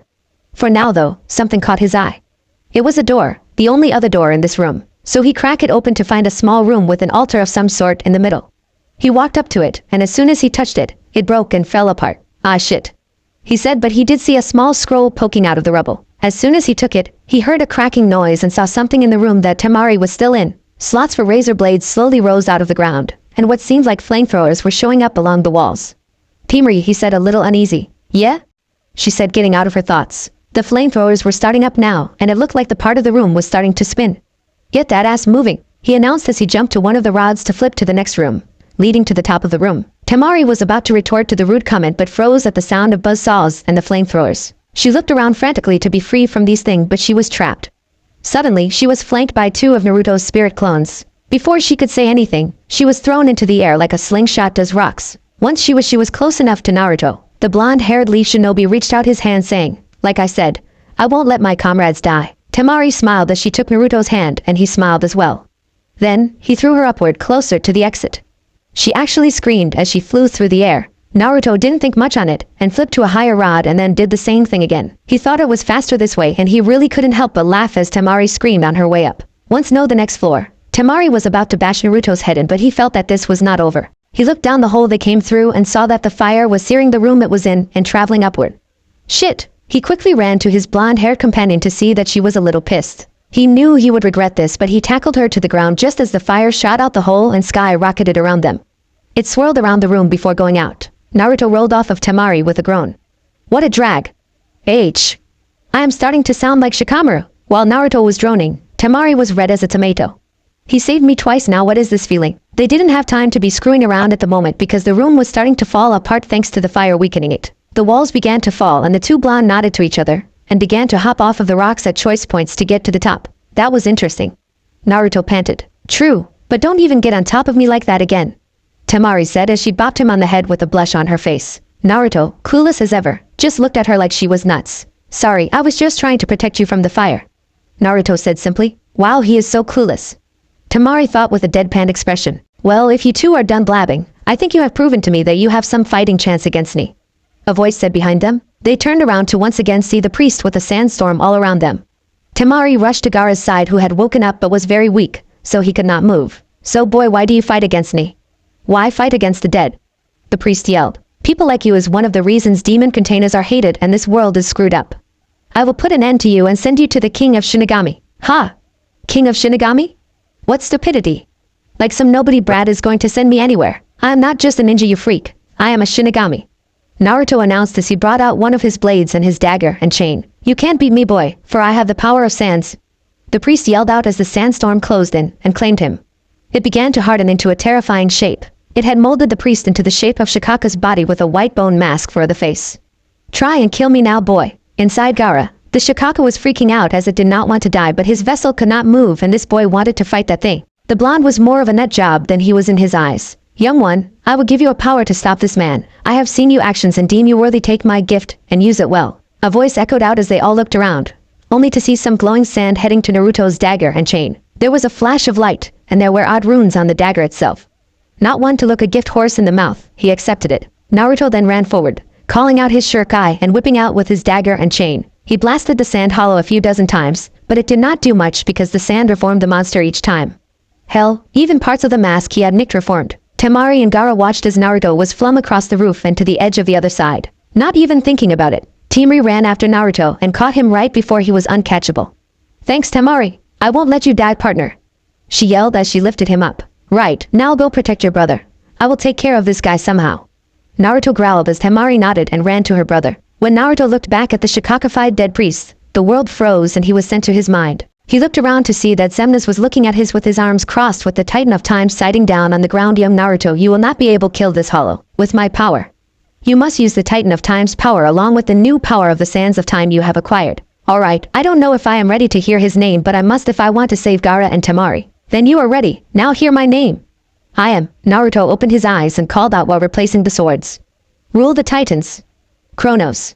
Naruto's form exploded with power, and everyone was blown back a bit by it. They looked back to see that Naruto's other blade and changed to the of a huge chainsaw blade that when active, sparked electricity. I got a new attack for you, nut job. Naruto yelled as he threw the dagger and chain into the chest of the priest, and it stuck there. Before the nut job holy man could retort, Naruto called out, time freeze. Time froze for the priest only, and Naruto smirked as he called out, Eye of the Storm. A glowing sandstorm erupted around the two combatants with Naruto as the center of the storm. It created true blades of wind that ripped up the priest's new body.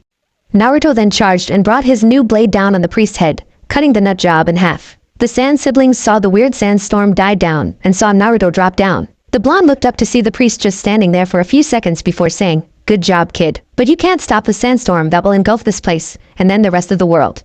The priest then began to disintegrate and disappear into nothingness. Naruto paled and went to the edge of the tower and saw the dark storm coming. He paused and thought, can't lose here, no I won't, and I won't lose these either. I am going to use that seal. Flashback. Naruto, that is quite the seal you made. Just be sure you use it only when necessary. I am labeling that seal as ranked, the Hokage said as he saw the devastation of this one seal that not even the fourth Hokage had thought about. Flashback end. Naruto sighed as he ran to the Sand siblings and jumped up, high above them. He sent chakra to his hands, now that he could use it, and called out, seal art, black hole. A pair of seals appeared on Naruto's hands, and before the Sand siblings could blink, a massive amount of the sandstorm launched upwards and was sucked into the tiny seals on Naruto's hands. Naruto growled out in pain as it did hurt because the sand was blasting into the sand on his hands, so he activated his Yuzugen. With the combination of the two at work, the sand became attuned to his DNA and in turn, gave him the power over sand like his Mokuton. After that, his struggles stopped and the sandstorm was instantly silenced. As he fell back to the ground after all that stress, he heard Temari's voice and then his world went back. We find Naruto at the gates of Suna 3 days after the whole runes incident. Naruto healed in 1 day, but the Kazekage and his family insisted that he stay a bit longer and thanks for bringing their family back together. Temari was disappointed that Naruto already had a girlfriend, but she quickly let it go, not wanting to anger him. But she developed a big crush on him, though that did not go unnoticed by the Kazekage. The man did wonder if he could set up a political marriage. He pushed those thoughts till later. The boy had really changed his son, and he was glad for it, as he no longer had to get his son killed. That led the two boys to become good friends, and even Kankuro opened up to the blonde. Gaara had also decided to teach Naruto some sand moves since the blonde now had control over sand like he did. The only difference was that blonde did not carry a huge jug on his back. Just a couple of bottles and seal on his arm that contained a lot of sand. Back to the gates, the group was saying their goodbyes. The Kazekage and Baki, the Sand sibling sensei, gave Naruto a scroll on wind and sand jutsu and a special surprise for the blonde later. After hearing about Naruto's unique bloodline, they decided to give the blonde something special. Kankuro patted Naruto on the back and thanked him again for all that he did, in Gaara, still not used to other emotions, just shook hands with Naruto and smiled a little. He saw Naruto as a brother even though they were not related by blood. Temari was the one that shocked everyone as she walked right up to him and planted a kiss on his lips. That is a thank you for saving my brother. It is truly a shame that you already have a girlfriend. I would have claimed you for myself if you didn't, she said with a smile as she saw his face really red that could make Hinata jealous. Naruto shuddered before coughing his hand and saying, well, I better go. He then hightailed it out of there, sand being sent in all directions in his wake. Heh, now that was funny. Kankuro said as he watched Naruto ran away at top speeds. Brat better watch out. He might have a harem if these girls he is saving come together. Luck brat. With Naruto that night, Naruto has decided to take the scenic route to Konoha and head to the fire temple to see the sights. The Hokage expected his mission to be a lot long anyway, so he had time. Right now though, he was sitting next to a campfire he had made. Looking into the fire, he remembered about the scroll he had got from those runes. So, he quickly took it out and opened. To his surprise, it was a summoning contract for ravens. He had done his research and found out that these guys were helps to the Shinigami. What was weird though was the fact the scroll was in some old ruins in the land of sand. Shaking his head, he decided to sign the contract and see what would happen. He found that there was a special set of hand signs for him, and went ahead and did them while sending a good amount of chakra into the jutsu. Summoning jutsu. In a large puff of smoke, a 40-foot raven appeared where he was standing. He was now on the bird's beak. Its giant eyes locked onto him and said, "You the one who summoned me?" The blonde just nodded. "I see. Well, you do have the blood of a Shinigami in you. For it you did not. You would have died when you tried the summoning." At this, the blonde soul reaper paled. "Normally, summoned creatures would have a test for you, but I think I will have no test because of the fact that there has not been a summoner in a very long time. Now I will give you a familiar to work with you. Oh, by the way, I forget the introductions." The large summon squawked. "Oh right, I am Naruto Uzumaki. You may call me Maru. Now, what is it that you desire in life?" "Well, I know that my time in my home village is short because there are those that want me dead even though I am not a demon container anymore. When that time comes, I wanted to find the entrance to the Soul Society and restore it." "I see, very noble of you.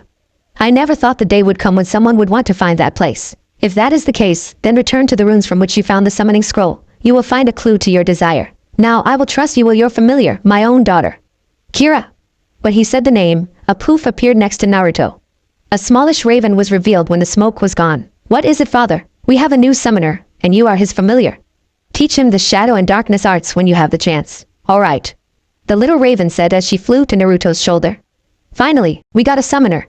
Maru just chuckled and then in a large puff of smoke, he was gone. The bad thing about Hat was that Naruto was falling from a very high height. Using her quick thinking, the small raven attached herself to Naruto's back and grew to a reasonable size and fused with him, giving him large black wings. "What the? This is the power of a familiar. We are partners now, so this is possible.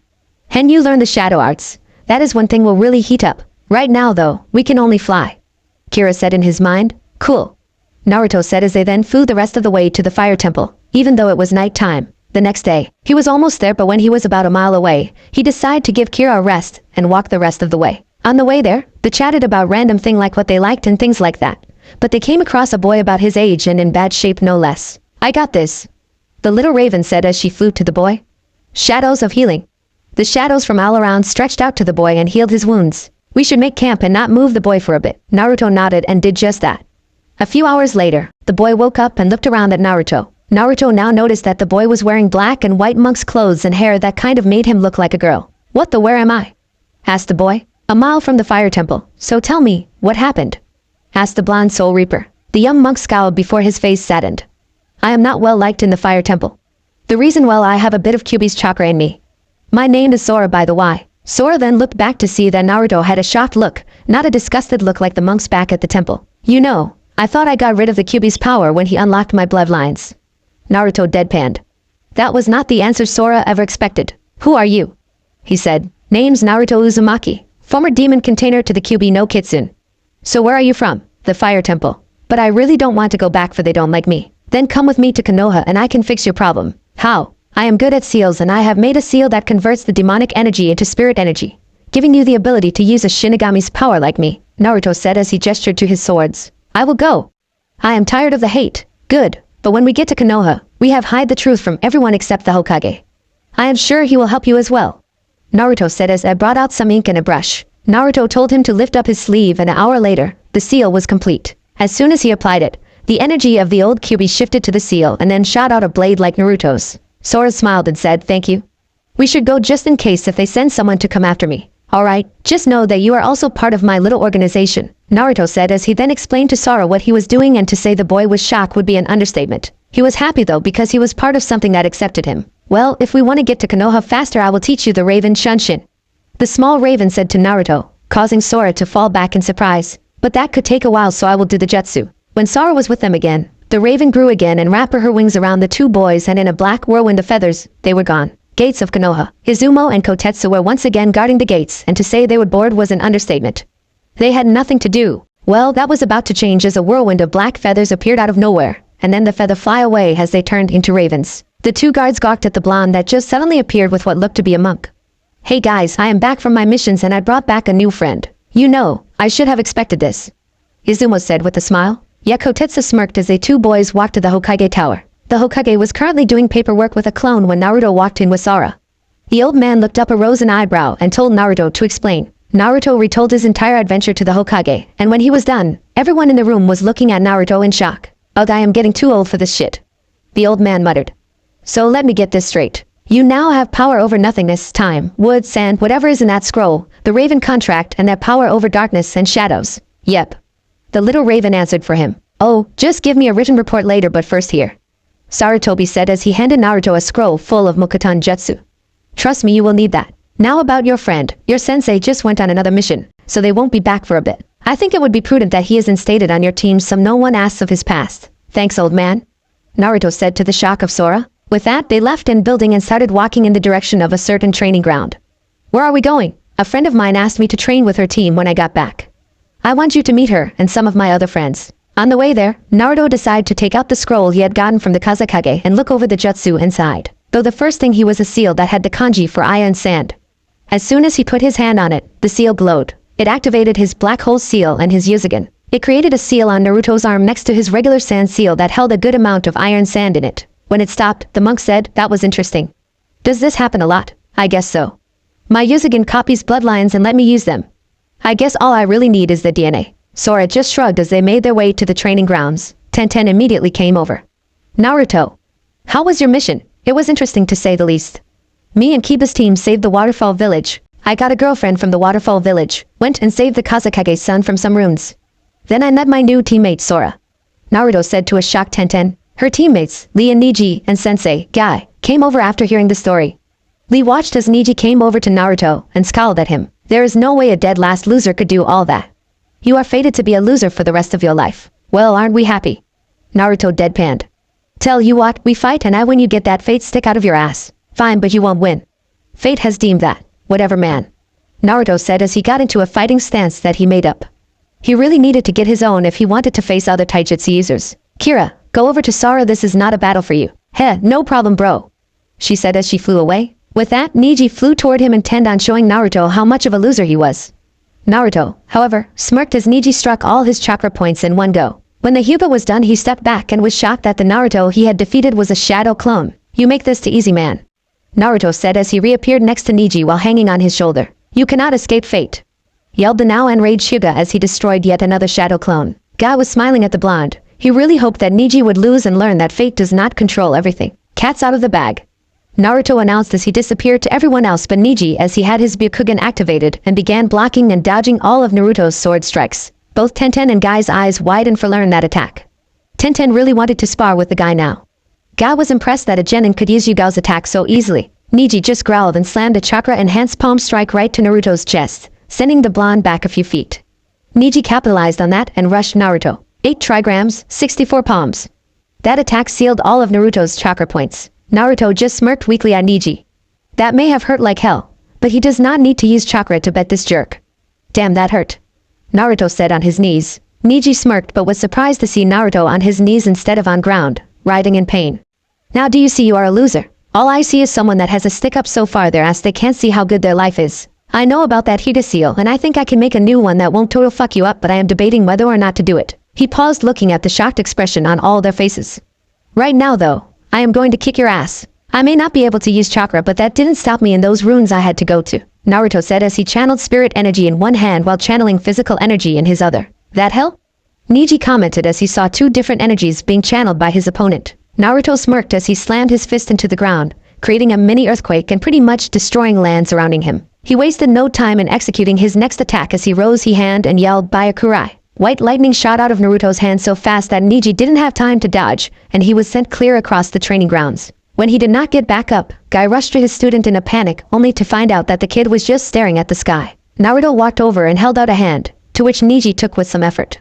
"Looks like I lost, but I will hold you to your word that you will fix that seal. You got it," Naruto said as he saw there was a change in the young Hyuga.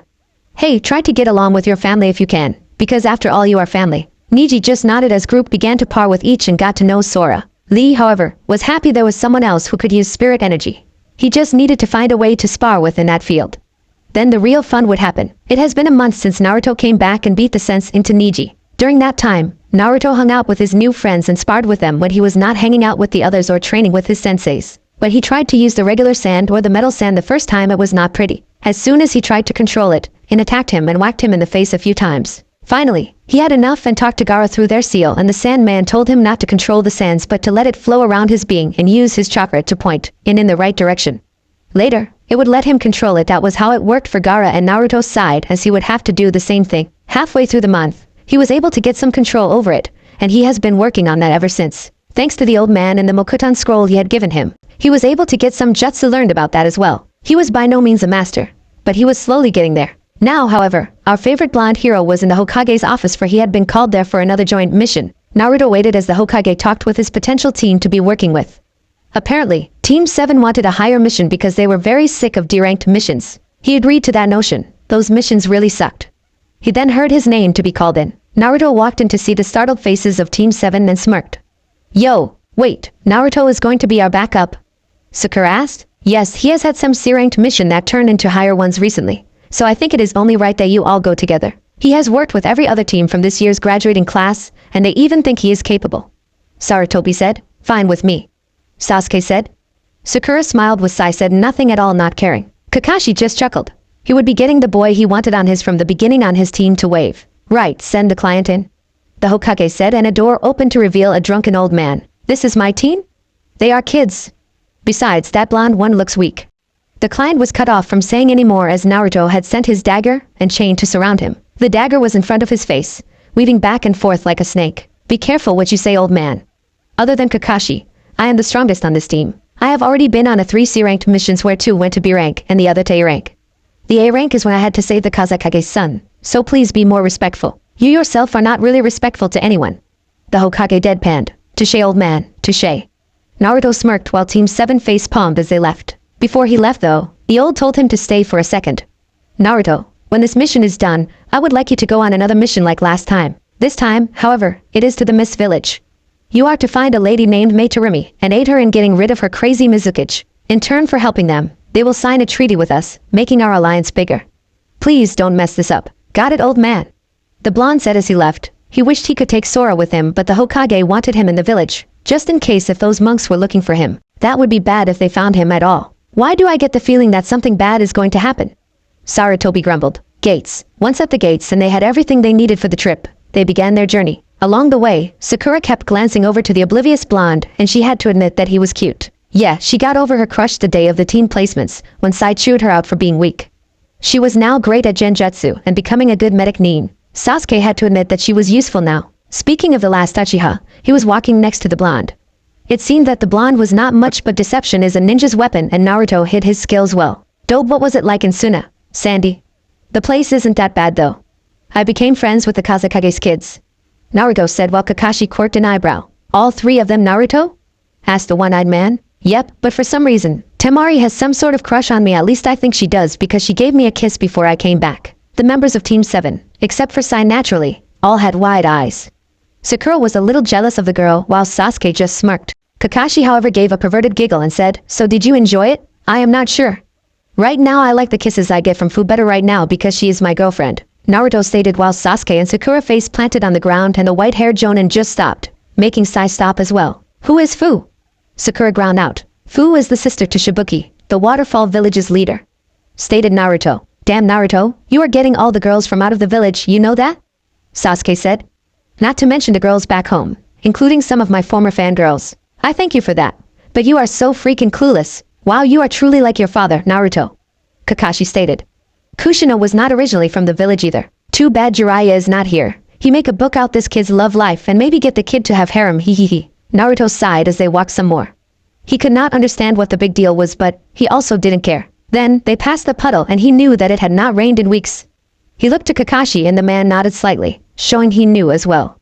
They would be attacked soon. 5 seconds after passing the puddle, 2 ninja, wearing Chunin gear from the mist, came out and wrapped their chains around Kakashi. Time for you to die, one of them yelled as they tugged on the chain, ripping Kakashi to shreds. Sakura screamed in horror while the 3 boys went to work. Sai stayed with Sakura to protect Tazuna while Naruto and Sasuke went to fight the 2 mist ninja. One of the 2 sent their gauntlet chains at Sasuke, but the Uchiha jumped above it and sent a fire jutsu, which hit ANS made the mist ninja run around frantically before hit a tree. He pretty much knocked himself out as he was burned alive. In Naruto's battle, the blonde jumped above the chains that were sent his way. He then landed on them, ran up the length of the chain while cover his right arm with metal, and punching the guy right in the gut, sending him into a tree. Naruto smirked as he did some hand signs and called out, Setetsu and Mokutan. Iron tree binding. The tree the mist ninja land next to, bent around his body while also being covered in the metal, which was a bit spiky to hurt the mist ninja. Kakashi appeared next to Sasuke and just gawked at Naruto with the rest of his team. Tazuna, who was already impressed by the ninja, wondered what the big deal was. Okay, I take that as not a normal ninja power. He said out loud, bring them out of their stupor. Naruto, How do you have the powers of the first Hokage and the third Kazekage? Kakashi asked seriously. The genin of Team 7 had wide-eye when they heard that, along with seeing Kakashi alive again. Let's get some info from this guy first, Naruto stated. A half hour later, they found out that they were the demon brothers from the mist, and they were sent to kill the bridge builder for a business tycoon named Gato. Naruto, being his usual self, decided he would continue the mission, which gave the other enough courage to do so as well. Along the way, he told them about his recent missions and about his powers. While walking, they had wide eyes. This was not something you heard every day. Sasuke was the first to get out of his stupor and say, "So you're Yuzugan. It is like the Sharingan, but it copies bloodlines instead of normal jutsu." "Yep. And you have the strength of Tsunade and the speed of the fourth Hokage?" Sai asked with some emotion for once. "Yep. You also have another bloodline that makes you a Shinigami?" Sakura asked. "Yep. You are the most unpredictable I know, Naruto," Kakashi said while Tazuna shook his head. He had the weirdest team, but in a sense, the best team. A half hour later, after crossing some water in a boat, Naruto threw a kunai into a bush. It turned out to be a rabbit that he heard. While Sakura was berating him for scaring a small rabbit, Kakashi told them to duck. They all dropped to the ground with Sai grabbing the old man as a huge-ass sword flew over them. A man in a black tank top-like shirt with the same colored pants landed on the blade. He also had cameo-colored arm warmer and a slash mist headband on his head that was at an odd angle. Another odd thing about the man was that he had half of his face covered in bandages he had no eyebrows. "Good student you have there, Kakashi," the man said. "Zabuza Momochi," Kakashi said before he chuckled. "No, he is not my student, though I wish he was. He is just helping me on this mission." "Too bad," said Zabuza. "Now, are we going to have to do this the hard way or the easy way? I am assuming you are here to kill the bridge builder?" Kakashi asked, to which he got a nod from the eyebrowless man. "Well, I can't let you do that." "Well, it never hurt to ask," Zabuza said while doing hand signs. Hidden mist jutsu. The area was instantly covered in a thick layer of mist. Naruto scowled and said, "Let me handle this, Kakashi, then you can have your fun." Wind style. Great breakthrough. A wind whipped around Naruto before it went out in all directions to get rid of the mist, thoroughly annoying the mist swordsman. Damn a wind user. No brows mumbled, but he quickly dodged an attack from the right, courtesy of Kakashi. "Don't worry about him, you be worried about yourself." With that, Kakashi revealed his one Sharingan eye, even the odds. They started flinging jutsus back and forth before one got Kakashi and sent him into the water. What the why is it heavier than OHSHIT? Kakashi tried to get out of the water, but Zabuza was faster, as he trapped the copy ninja in a water prison. "Naruto, take the others and go." "No, I heard about your little fun fact about life, and like you said, if we abandoned you, we would be worse than trash," Naruto said in all seriousness. "Sai, what can you do? I can create ink animals, but they are useless with all this water around." "Damn okay, Sakura and Sai, keep the bridge builder safe while Sasuke and I kick this guy's ass," Naruto said while the two nodded. He did see Sai create few animals that kind of looked unstable. Before he could think of a good plan, a clone of Zabuza came up behind them and almost took off their head, but they quickly ducked in time. Naruto growled, as he used his speed to slash through the clone to find that it was a water clone. He then rushed towards the missing Nin only to find himself and Sasuke surrounded by more water clones. "Oh, screw this," Naruto complained as he took out one of his swords and yelled, "Rule the Titans, Chronos." The small blade shifted to that of a large chainsaw-like blade. Time acceleration. To everyone, the blonde looked to be a blur going way too fast for them to see as he shredded through the clones like it was nothing. "The hell?" yelled Zabuza from his spot, looking as shocked as everyone else. "Surprised? Well, this is what a Shinigami can do." Naruto smirked, but that quickly turned into a scowl as Zabuza created more water clones, at least 20 of them. 10 went after him, while the other 10 went after the Uchiha.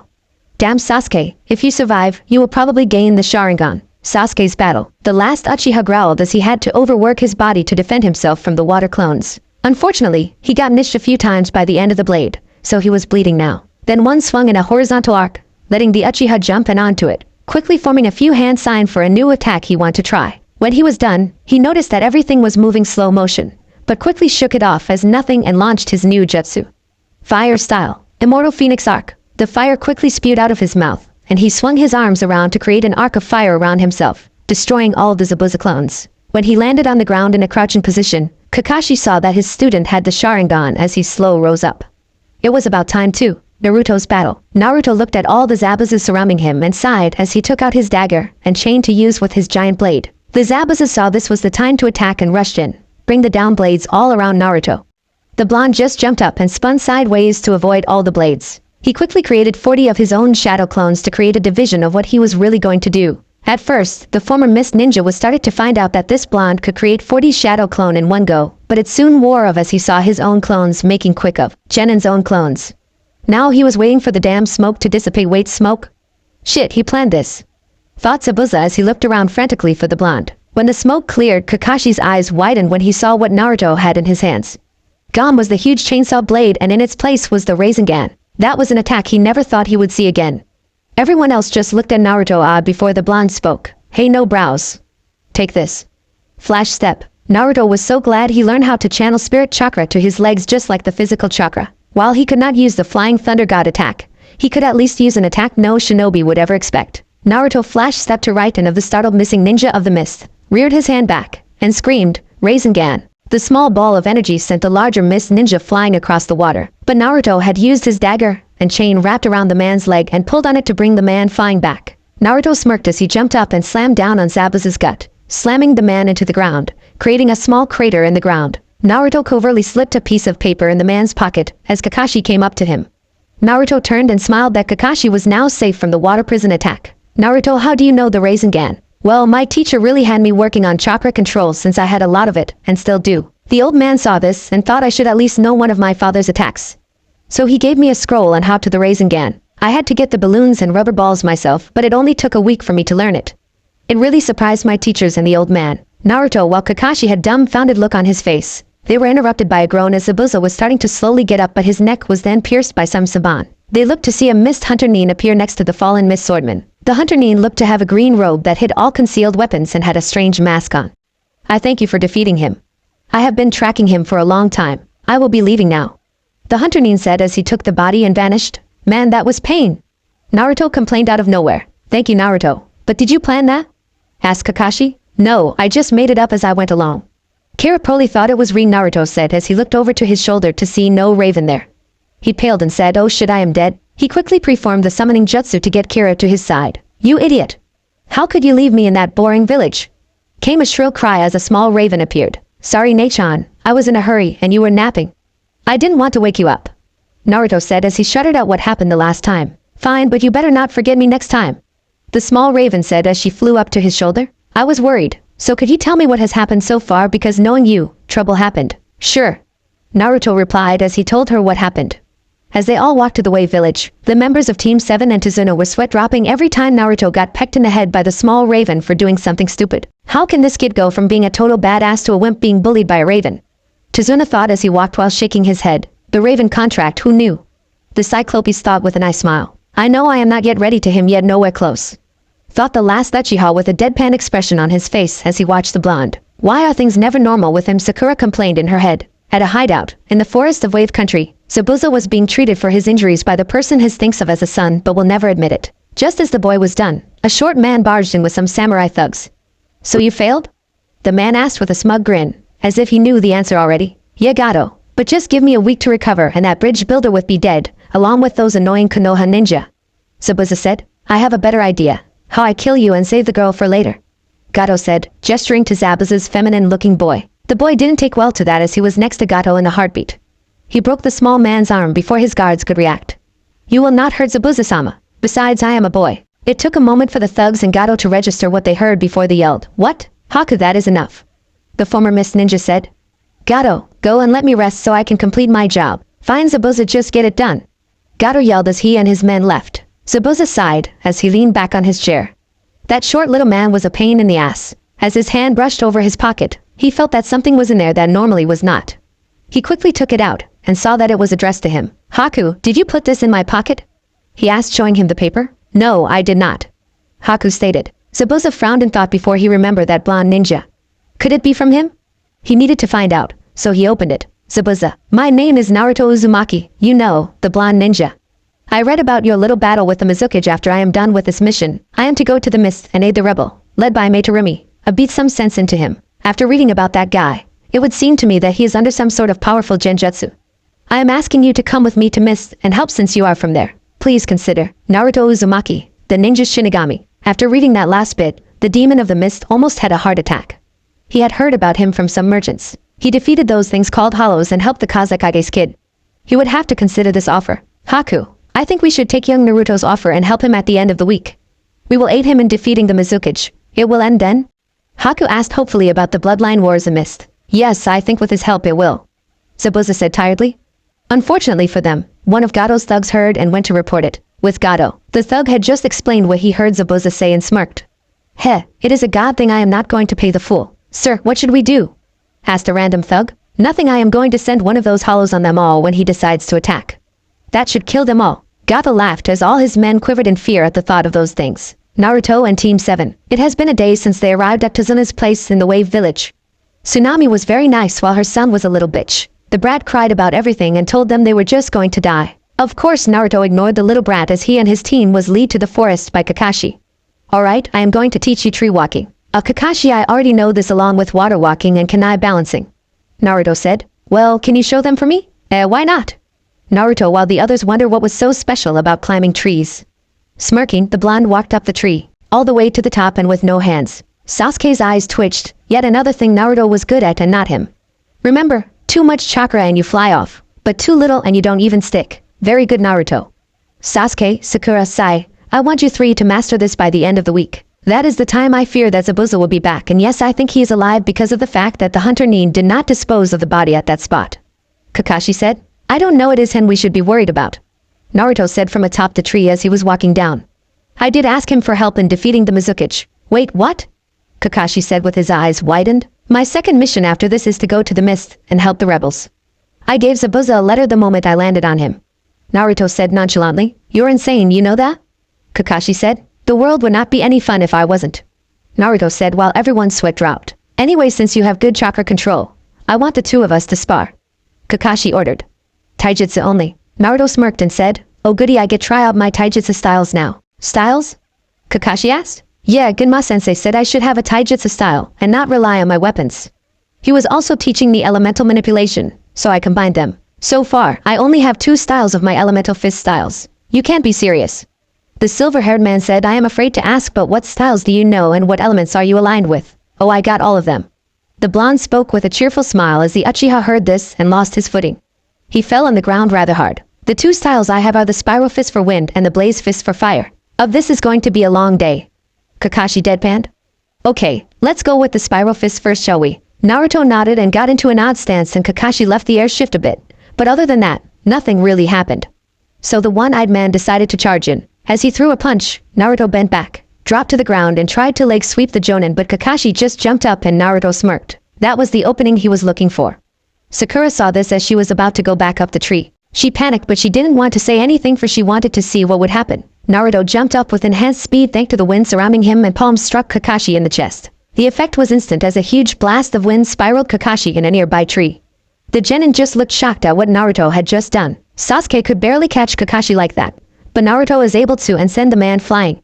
There was a groan of pain as they saw Kakashi slowly get back up. Sakura, being the closest to the man, saw that front of his jacket was warped into a spiral. Okay, I believe you now, but how did you learn wind manipulation so quickly? The Cyclopes asked. Oh, that is easy, shadow clones. I can make enough of them to train with, and everything they learn comes back to the user. Naruto said. Oh, and in case you are wondering, I based the spiral fist off the Rasengan. No wonder why it hurt so much. Kakashi said as he touched his chest. So, what does your blaze fist look like? Naruto smirked and crossed his arms so that his fists were on either side of his face with his fingers pointed away from him. His fingers were in the shape of claws so it would hurt more.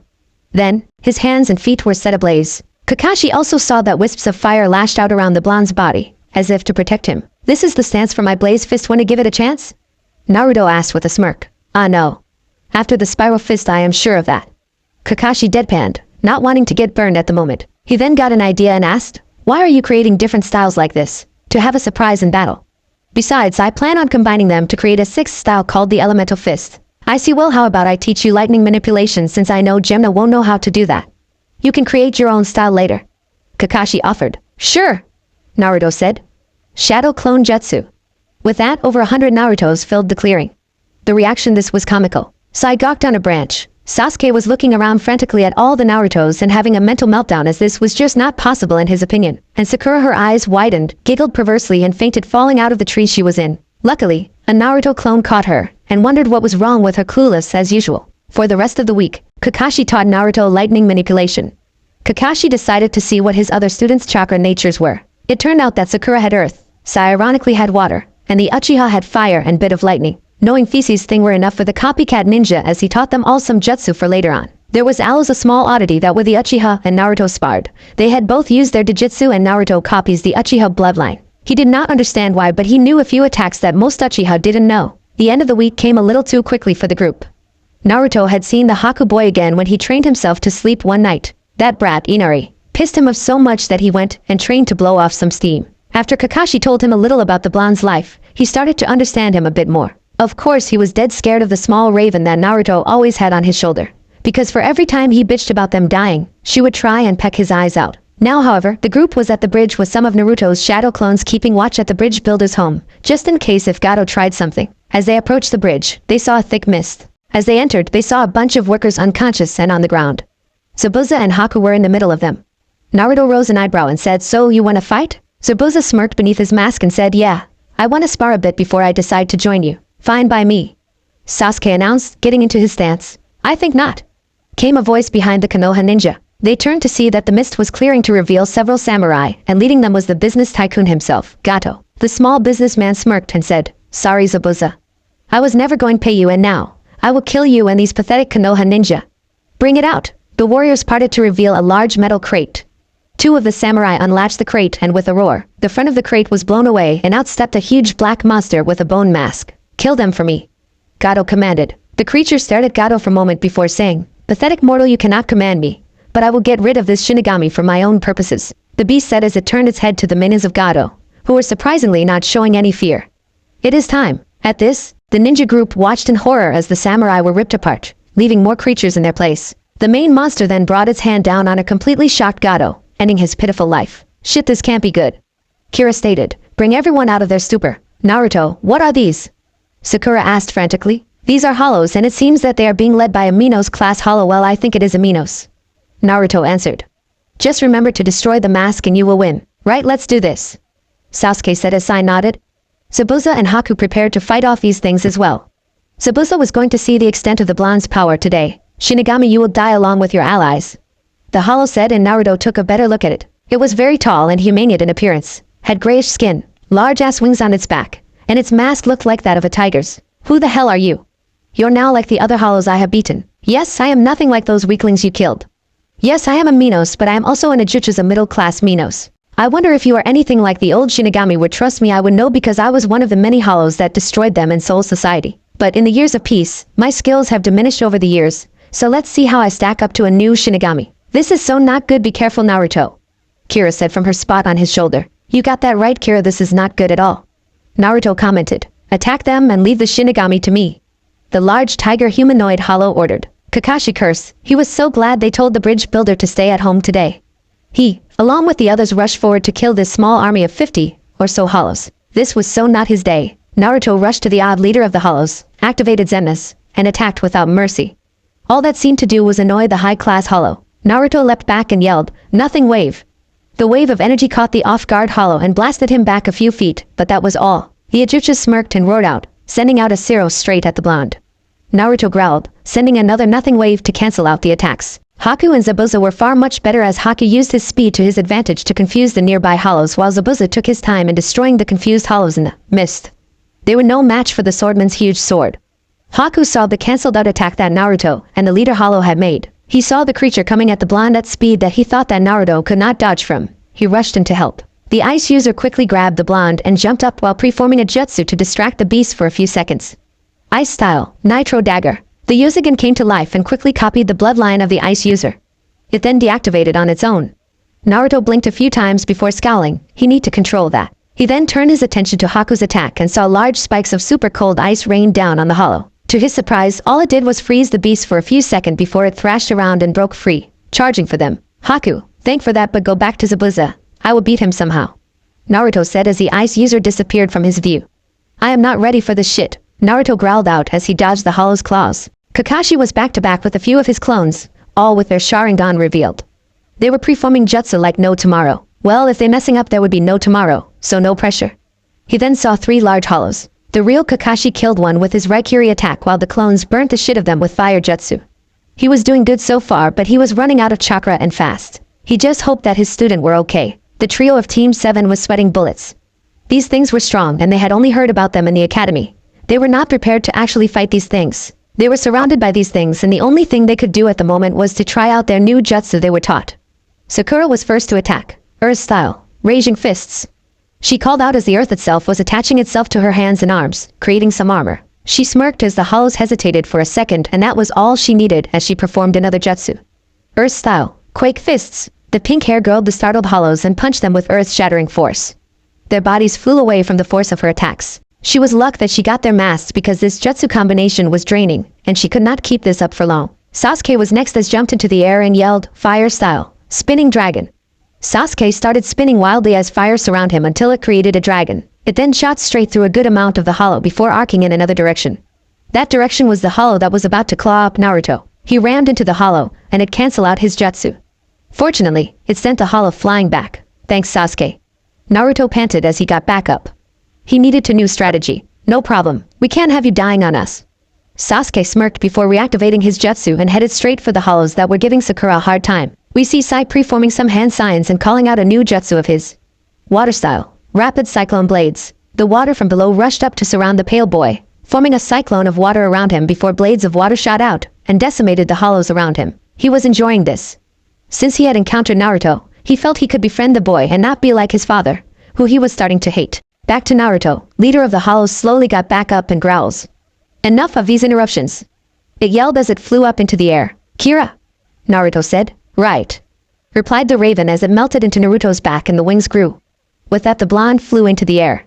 The air battle was on. Okay, it was not that great of a battle because Naruto was still not used to Ari battle but was slowly getting there. Naruto, use your spiral fist, it should speed us up and give this jerk some real hurt. Kira said in his mind. Naruto nodded as he went into his spiral fist and put his sword away. The effect was instant. As soon as the blonde rushed forward, there was a sonic boom. He had struck the hollow on the way, twisting up its skin. The hell? It yelled, not prepared for this. He seriously doubted his chances of winning now. Naruto just smirked as he did it again and again, creating sonic booms with each turn as he kept at the hollow freak. Most of the other hollows on the ground had fled at this point, seeing that most of their comrades were dead and this Shinigami was scaring the crap out of them. The ninja from below were watching in awe as Naruto's battle was going on. Zabuza was more than impressed by this blonde now more than ever. The leader of the hollow army was not frantically weighing his opions. He could escape now and report this to his master, but he wanted to really hurt this Shinigami. He then looked to the Shinigami's friends and spotted the ice user, the one that froze him. All of a sudden, the hollow disappeared. Naruto looked around before he saw that he appeared right behind Haku. He tried to shout a warning but was too late as the hollow shot a fist through the young teen's chest, killing him instantly. Haku! Naruto and Zabuza screamed. The hollow backed up as Naruto appeared before his fallen friend. He looked to the hollow, rage building up in his system. It seemed that was uncontrollable. Kakashi and the others saw that Naruto was pissed, but what scared them was what came next. He screamed out in pain as a bone mask formed on his face, and his eyes turned yellow. With primal rage, the masked blonde rushed the hollow. Shit, a wizard! It said as it decided it was time to go and vanished, leaving a pissed-off Naruto, who as his rage turned on to his friend, not distinguishing friend from foe. In other areas, 3 others felt Naruto's rage and yelled to their link to calm down. Fu, Gaara, and Sara were frantically yelling for him to calm down. Luckily for Naruto's allies, he did calm down, but just back out, not yet ready for power like that. The others looked in shock. This was not a battle they were ready for anytime soon. Sasuke and Sakura could understand why Naruto went ballistic for a fallen comrade, but they did not have that type of power to help him. Zabuza was cradling his son while crying a bit. If only that beast had stayed, then Haku's death would have been avenged by the blonde. He would live on for his son. Kakashi picked up Naruto, knowing the pain of losing someone like that. He hoped the boy could move on, unlike him. In a dark cave, the defeated hollow kneeled before a man in a long black cloak with red clouds. There was also an orange swirl mask with one hole on the man's face. Master, I have returned. Yes, and it would seem you took a beating, Tidre Alato. Explain. The man said. We hollows have grown soft, I will admit that. Without the old Shinigami to challenge us, we have become weak. Now that a new Shinigami is here, we are at a disadvantage, the hollow explained. The boy, Naruto Uzumaki, is strong, along with his comrades. But when I killed one of them, he went into a fit of rage. He temporarily acquired the power of a wizard. I see. It would seem that our kind must prepare our plans sooner than later. This man's body has been useful to me, but soon, I will have to dispose of it and return to my hollow self. The hollow looked up hopeful. Truly, Lord Nexus? Yes, now go to the others and tell them to prepare. The time is coming sooner than later. Nexus commanded. The hollow nodded and disappeared. A moment later, a man with orange hair, many piercing on his face, and ringed eyes walked into a part of the cave Nexus was in. Tobi, come. The man said. Yes, Leader Sama. Tobi is a good boy. Nexus exclaimed as he followed the man. Inwardly he grimaced. Soon, I will be able to quit this idiotic facade, and then, the Rinnegan will be mine once again. I should never have given it the six-pad sage to begin with, Nexus thought as he followed Pain, with Naruto, Sabuza, Team 7, and the villagers of Wave were all on the now complete bridge. Thanks to Naruto's shadow clones, they got done sooner than expected. Inari walked up to Naruto and said, please come back soon. Naruto smiled and said, you got it, and that is a promise. That is good to hear. Tazuna said, yes, well, we should be going. Kakashi said as they started to walk away. When they were halfway off the bridge, Tsunami asked, Father, what should we call the bridge? I think we should name it after the person who helped us to the end. The Great Naruto Bridge. The old man said as the crowd gave a cheer of agreement. Back with the ninja. The group had stopped at the end of the bridge and Kakashi asked, Naruto, are you sure you don't need our help for your mission? Nah, but thanks Kakashi. Zabuza is enough after all. Besides, I am sure he will be happy to see his old friends if he had any. I am standing right here, you know. Zabuza commented with a tick mark on his face. Come on, I am just messing with ya. Naruto smirked. Yeah, but it is pretty easy getting under your skin. Kira announced. Damn bird, Zabuza muttered to himself but got pecked out anyway. Throughout the time, the two have gained an odd relationship. After that, Kakashi nodded and led his team back to Konoha while Naruto, Zabuza, and Kira went the other direction towards the Mist Village. Along the way, they met an odd man who liked bubbles a bit too much in Zabuza's opinion. The teen turned out to be Utakata, container of the six-tailed slug. Naruto could tell the teen had been betrayed once before, so he treaded lightly before gaining some of the man's trust. The blonde then told him about his group and he reluctantly joined, and after putting the seal on the team, they parted ways for the time being. A few hours later, we find the group walking through a forest full of thick mist. The village hidden in the mist, what a fucking pain in the ass. Naruto yelled, UGH. This is just like that desert genjutsu. Zabuza smirked as the kid finally got it. You can break genjutsu easily, but you suck at detecting them, you know that. If that was the case, why did you not say anything? Well, we were hoping you would figure it out. We? Naruto asked as he turned to Zabuza. Only for him and everything else to fade away into a small village with a lot of people smirking at him. Okay, so you are the one Konoha has sent us, and with a former swordsman no less. Came the voice of a woman with rusty red hair that covered one of her green eyes in some kind of blue battle dress. To say she was hot was an understatement. She was smoking hot. Yeah, well, I good at other things than genjutsu. Naruto said sheepishly. We kind of figured that out. A man with an eye path deadpanned. Right, well I am Naruto Uzumaki. Naruto said with a smile. My name is Meitorimi, and these are my two guards, Ao and Chojiro. The red-headed woman said. It would also seem that you brought back an old friend, Zabuza Momochi. How in the world did you ever find him? Heh, found me on my last mission. Naruto explained as they walked to a small house. Once there, Mei gave Zabuza a sad smile. I am sorry. Don't be his death made me into a better person. The swordsman muttered. Mei sighed and turned to Naruto. Naruto, the reason I have called you here is because we need your help in dispelling a genjutsu surrounding our Mizukage. Ao has an implanted Byakugan, and can see a powerful genjutsu surrounding the Mizukage, but we do not have the power to dispel it. She explained with a sad smile. I see. I will see what I can do. Naruto said. When do we do this? Tomorrow, so please be ready. Chojiro said as he and Zabuza left for some training. The next day, we see our favorite group with the rest of the rebels at the gates of the main village of the mist. They saw Yagura and 60 men just standing there, waiting for them. So nice of you to come again, Mei-chan. But today you will die. I will not let you escape like the other times. The young face of Yagura, who in everyone's opinion, liked like a cheerful kid. But that was not for Naruto as he saw this was not a genjutsu and grimaced. That is not a genjutsu. Naruto deadpanned, much to the shock of the rebels and the quirking of the eyes of all of Yagura's men. Seeing he need to explain, he said, I have the unique ability to see the dead. But why explain what I am seeing to you all when I could just show you? With a smirk directed at Yagura, who paled a bit. Naruto channeled some spirit energy to his fist, which everyone saw, and slammed the fist into the ground, creating a shock wave of energy. Slowly but surely, they all began to see what Naruto saw.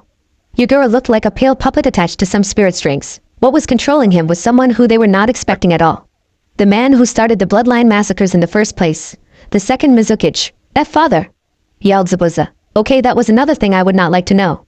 Naruto sighed. Heh, well it would seem you have Shinigami in your little group, Meitorimi. The second Mizukage then threw the limp body of the fourth Mizukage into a tree, angering a lot of people.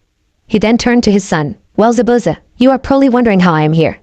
Well, you can thank the third Mizukage for bringing me back to life, and yes, he is very much alive as well. After the initial shock of seeing his father again, Zabuza's rage began to grow. You made mine and everyone's lives hell with that graduation exam, then with the killing of Bloodline users, and now this just what the hell are you? He is a Deni Hollow, not a true Hollow, but they can be a pain in the ass, trust me.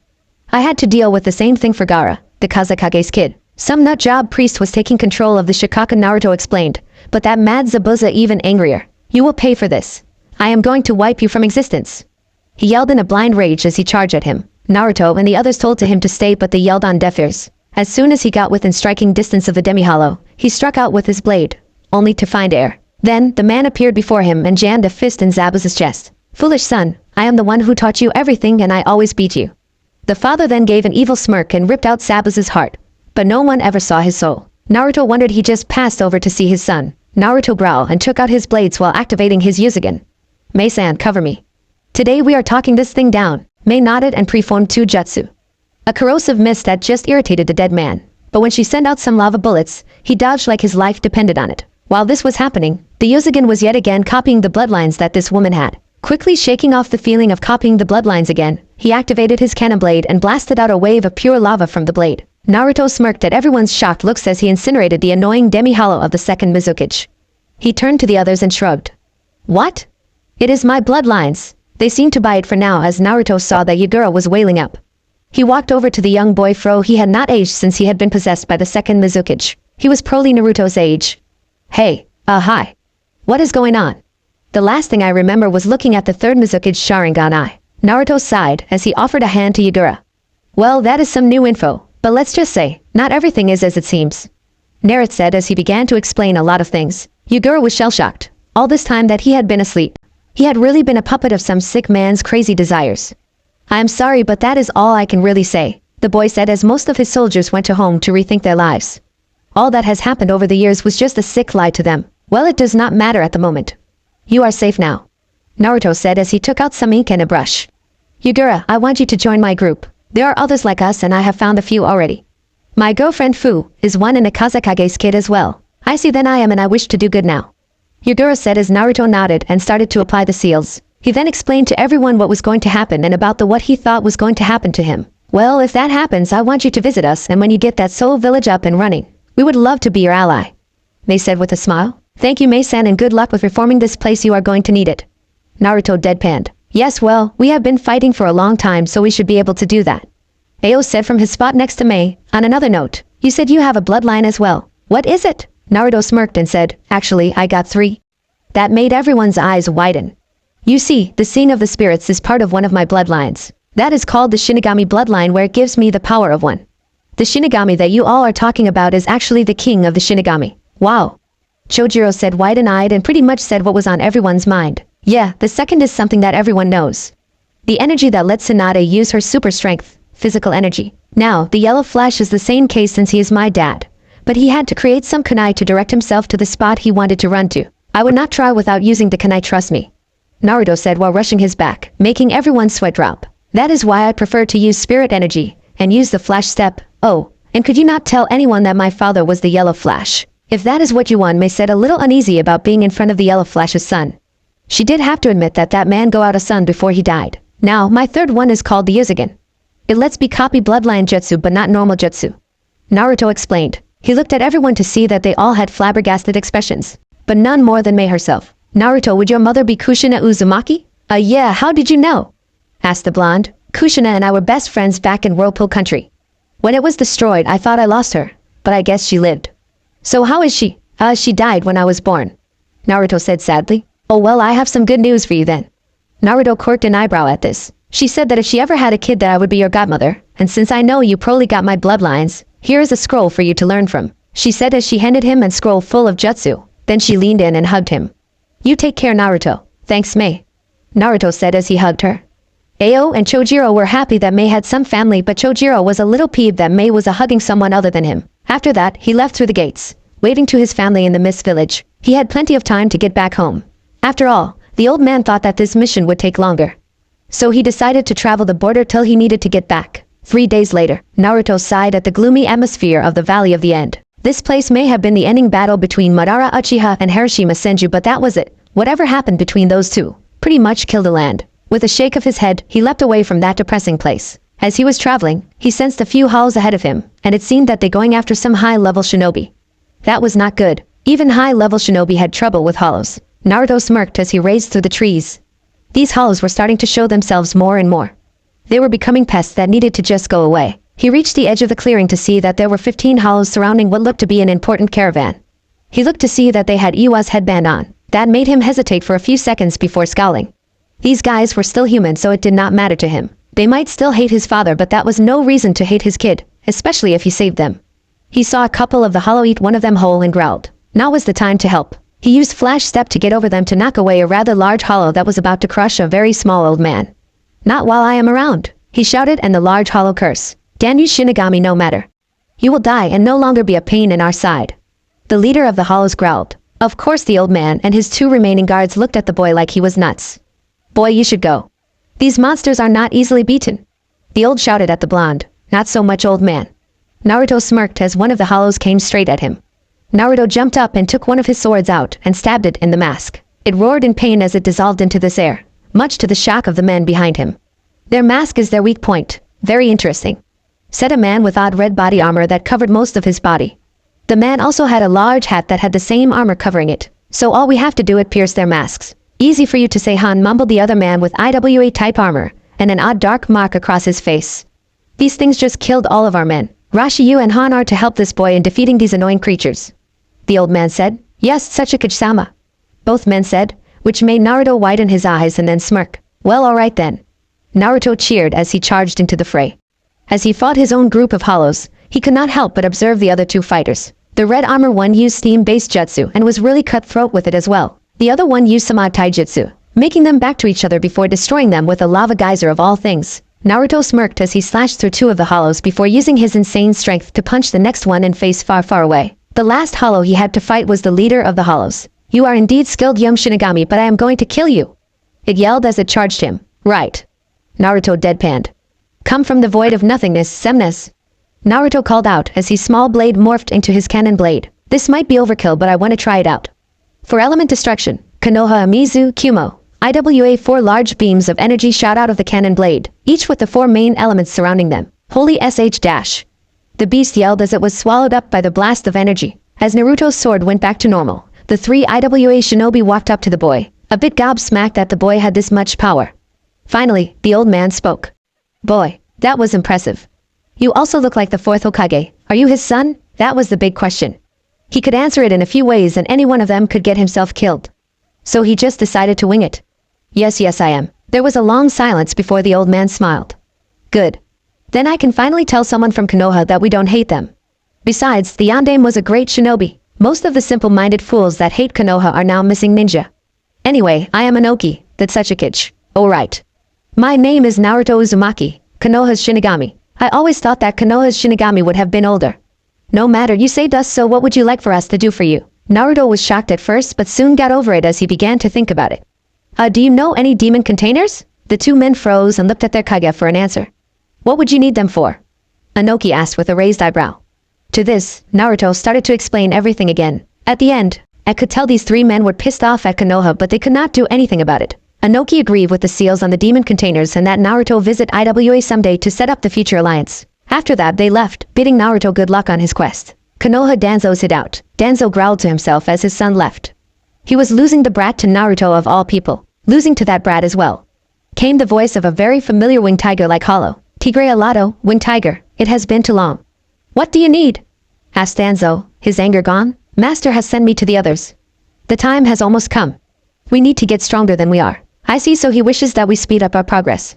I have set up all the necessary thing to overtake Konoha. I just need to create a few of our bloodlines. I know these humans will turn on me, so we'll create bloodlines in my soldier that I know will be loyal to me till the end. Very well, good luck with that.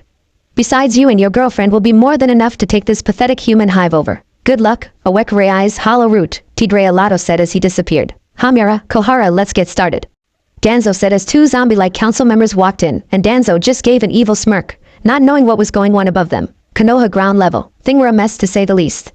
Ninja who were able to fly by using some odd machines were attacking the village and everyone was in a panic. Sora growled. He wished Naruto was back from the mist so that he could help, but he wasn't, so that was that. He and the others were able to fight a few of the ninja, but these guys were tough.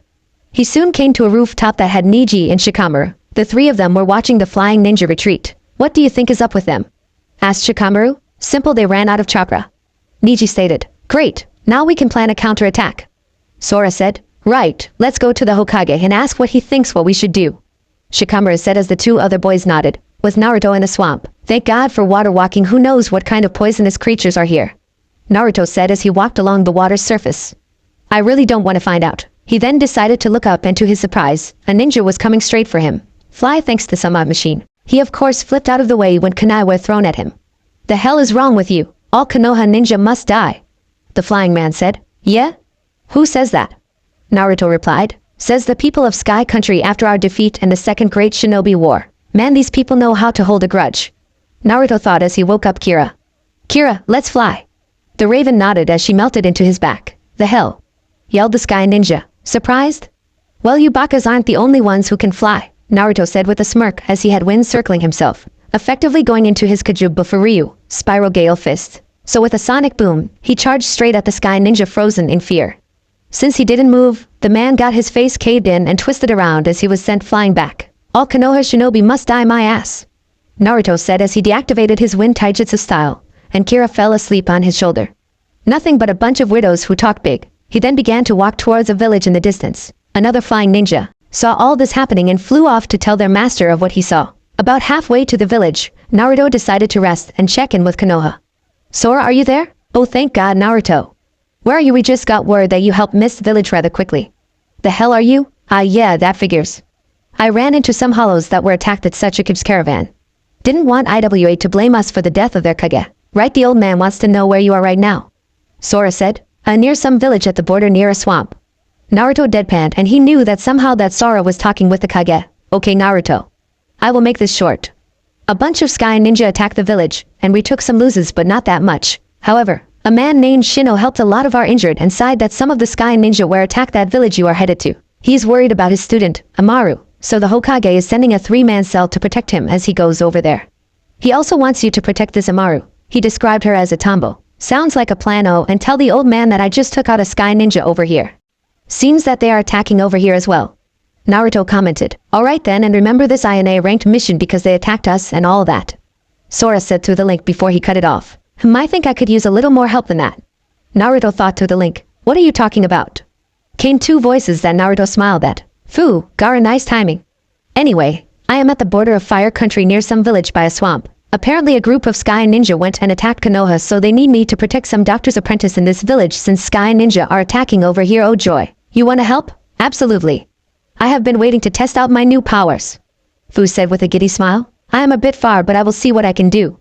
Gaara replied with uncertainty. Well, I do know Konoha is sending a team over here to protect the doctor, and if I know the old man, he will probably send a team out to find and destroy the Sky Ninja's hideout. Right.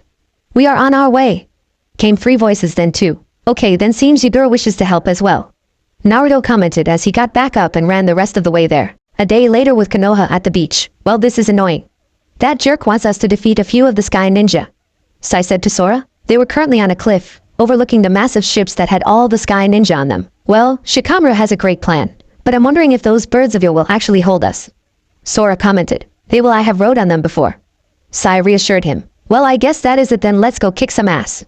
Sora smirked. Very well. Sai replied as he drew up 2 large birds and the boy took off, causing mayhem to the Sky Ninja. While that was going on, Shikamaru and Kakashi were observing from the beach.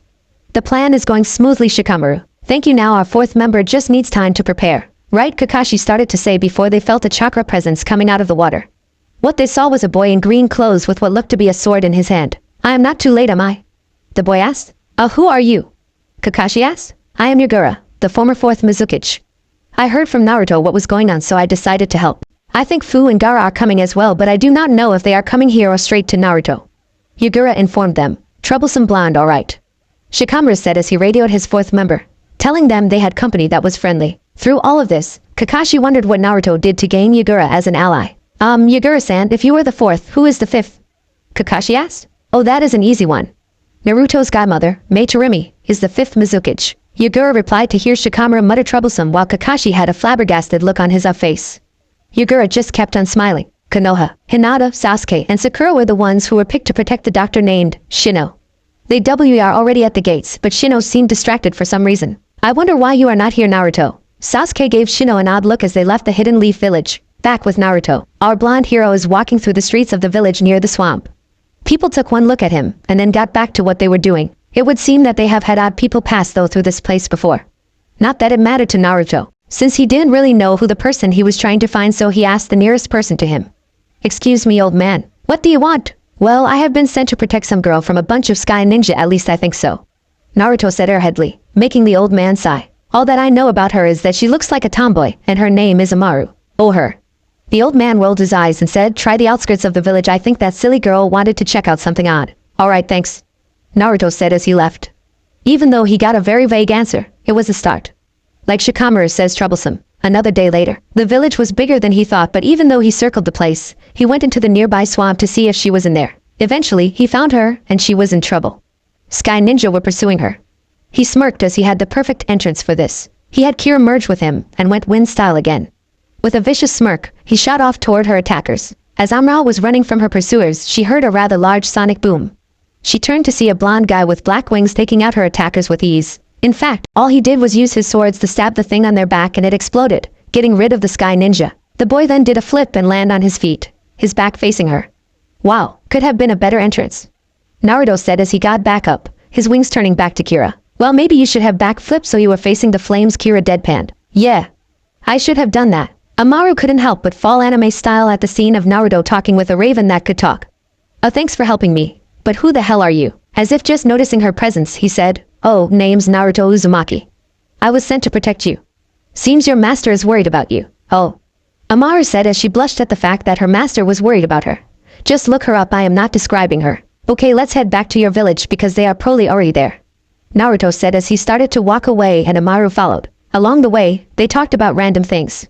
He learned that she was a very good doctor but had very little training in the ninja arts. She only had enough training to defend herself from bandits. He could also tell that she had a crush on her master by the way she talked about him. He was glad but a bit freaked out that she was in love with an old man. But it was not his business. When they finally got back, they smelled smoke. That is never a good sign, Naruto said as Amaru ran into the village to see that buildings were on fire and no one was around. "Hello? Hello? Is anyone there?" The red-haired girl yelled as she walked up the stairs to a higher level of the village. That was trapped for as soon as she stepped on the last step. Machines firing kunai shot all their kunai at her. Now Naruto may be fast but he could not get to her in time. But he did watch in shock as an old man ran with all his might to get the girl out of harm's way. But he took all the kunai himself. "Sensei!" The girl cried as he fell down the stairs. "Ah hell!" Naruto said as he ran over to them. "This was not good. Now I wish I was a medic." "No need," came a familiar voice. Naruto turned his head as he smirked at the forms of Sasuke, Sora, Sakura, and Hinata. "Oh, thank God. Yeah, Sakura does have some training in the medical arts, so she is not totally useless," Sasuke commented. "Oh yeah?" yelled Sakura as she bashed him over the head. "How about now? Please, we have a mission," Hinata said as he tried to calm them down. "Those idiots," Naruto said as Sakura and Hinata began to check up on Shino. "What is up with you two?" Naruto commented. Sasuke said, much to the annoyance of Naruto. In the end, it seemed that Shino could not be saved. Amaru broke down but they helped her bury the man. Naruto stayed with her for a bit, but he still had to help clean up the village and look for the villagers. They had all split up to find the village in the swampy areas around the village. He hoped Amaru would be okay. After all, she did lose someone she loved. Soon he came upon a mist-covered clearing and just waited for one of the others to come. Sakura and Sasuke soon came to him. "Naruto? What are you doing? How is your search coming?" Sakura asked. "Guys, look." Naruto pointed to some ruins in the mist. "What the must be those ruins that Shino talked about on the way here," Sasuke commented. As they walked through the misty ruins, they noticed a lone figure just standing there. The mist cleared and they saw it was Amaru, but something was wrong. She was acting differently. "Amaru, what are you doing here?" Naruto asked. She looked up and her eyes started glowing red, never a good sign. "I am Rabi," she said in a monotone. "When war fills the land, and the hearts of people are filled with darkness, I shall rise again." "The hell are you talking about?" Sasuke asked. Naruto, however, was pale. "The Rabi was the zero-tailed masked leech. Oh, this was so not good. I will be born after eating the darkness in people's hearts, and my growth will know no bounds," she muttered as she shifted forms into the purple-skinned leech itself. "Then I will rule the world, back with Sora and the gang." Sa was tiring out and Shikamaru know that. So he sent a signal to let Sai know he was done. The Ink Ninja sighed as he flew to the beach and ran into the forest behind the beach. That is where Shikamaru and Kakashi took care of the idiots who flew to the beach to kill them. So troublesome. Shikamaru sighed. "Now it is your turn, fourth member." Back with Naruto. The leech quickly swung both of its hands and swatted Sasuke and Sakura into a few rocks, knocking them out. The leech then created multiple arms and quickly wrapped them around Naruto. "I sensed that you had an evil power, but it is gone now. Why did you get rid of it?" "I wanted that power. Arg." Too bad for you, you freak. Wind style, blade burst. Called out as blades of wind formed on his person then blasted outward, shedding his fleshy captor. You cannot win, you are a failure in life, you will lose. Ranted the leech. Oh, shut up. Naruto yelled as he charged the beast only for it to whack him into some rocks with its regrown arms. Oh, come on, lead the insects, Contra Kisaki, insect queen. Came a very familiar voice to Naruto as many different kinds of insects started to swarm the giant leech. Naruto turned his head to see Fu, his girlfriend. Nice timing, Naruto said as he got up. Thanks, but I am not the only one. Gaara also hold his ass over here too. Fu said with a smile. Before Naruto could say anything, he heard the monotone of Gaara. Protection of the sands, Metaratai Sabur, metal forming sands. With that, a huge wave metal sand formed into flying spikes to impale the annoying leech. Nice turnout, you two. Naruto commented as got back up, but saw the monster leech reforming itself. Well, this is getting us nowhere fast. Naruto deadpanned. What do you suggest, Naruto? Fu said, a little freaked out by this thing. She is like a demon container, we just have to get through to her. Naruto said as the other two nodded in understanding. They didn't know the girl that much. They elected Naruto to do it. Right, thanks. Naruto deadpanned before he turned back to the possessed girl. Amaru! Amaru, wake up. Aren't you supposed to be Shino pupil? Come on, you gotta obey your seniai's teachings, so get out of your funk. A monotonous Shino-sensei was heard as the evil leech dissipated to reveal the girl named Amaru. But then she passed out. Well, at least she is okay. Naruto commented. After a bit, she woke thankfully. Naruto had made some clones to gather Sasuke and Sakura. The real Naruto waked over to the shaken girl and put a hand on her shoulder. She seemed to be out of it and Naruto said, hey, you okay? It seemed like touching scenes, so Fu got a little jealous but kept control. It would not do well for Naruto if she killed someone he was supposed to protect. Naruto smiled and said, you did well. I am glad you came back to us. That is probably what Shino would have said. Yes, she muttered as she wiped some tears away. At that moment, Sasuke and Sakura were waking up. As soon as Sakura saw that Naruto was holding her, she freaked out and punched him into a tree, making him go poof. Sasuke just flicked the Naruto clone and made it disappear so he could get up. You two okay? Yo, what happened? Sasuke said. Not entirely sure how it happened, but thankfully, it is over. Naruto said as he gave a bright smile. Oh.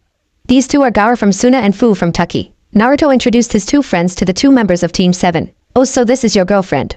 Sakura said teasingly. You got a problem with that, Pinky? Fu said with narrowed eyes. No, I was just teasing Naruto, sheesh. Sakura said. Before they could say any more, the ground shook violently.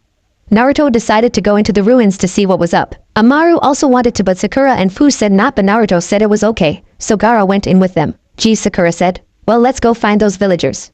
Fu ordered. HN. Sasuke replied as they left the site. Naruto has the weirdest taste in girls, thought Sasuke as they started to leave, only for the ground to shake yet again, but a whole lot more violent. They turned and saw something they would never see in their lives. The ruins were rising out of the ground. What the fuck? Fu yelled the thing that was on everyone's mind. Naruto. All the three of them yelled. With Shikamaru, it is about time. Shikamaru muttered. The enemy's preparation should nearly be complete, so we will be facing an all-out attack. There is no need for you to worry about that. Came another voice coming out of the water. That is because is it unfathomable for me to fail. Shikamaru just smirked at the form of Shino. Then they heard a rumbling sound as the ships were falling apart thanks to Shino's meddling eating bugs. When it seemed that the ships would be unable to move and pretty much not reparable, Shikamaru told Shino to call off his bugs. It was Yagura's turn. The Nara nodded to Yagura, who was already on the water, when he saw all the bugs in the air. Yagura nodded back as he began some hand signs, water style, serpents of the maelstrom. Soon, a very large maelstrom appeared and began to suck in the ships, but that was not all. Serpents made of water broke through the remaining ships, destroying them further. Soon there were no ships left as the jutsu dissipated, all except for the large pieces of metal floating on the surface. Their job was done for now. They hoped the others were doing as well as them. Back with Naruto. On the floating ruins, Naruto, Amaru, and Gaara were sneaking around the place as to not get caught by some random sky ninja. This place was not for Konoha, that was for sure. I can't believe we are flying in ruins, no less. Amaru commented. I agree.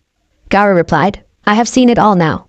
Naruto deadpanned. But we will be okay, trust me. After that, they ran as fast as they could through the place, looking for the guy who was controlling things. They soon came upon a light at the end of the tunnel, only to be stopped by some sky ninja, which Naruto and Gaara took care of pretty easily. As soon as they entered the next room, Naruto and Amaru froze in place, too shocked to do anything, while Gaara was just confused. Well done, you two. I knew it. I knew it. Amaru called out as she ran to the person of the voice Shino.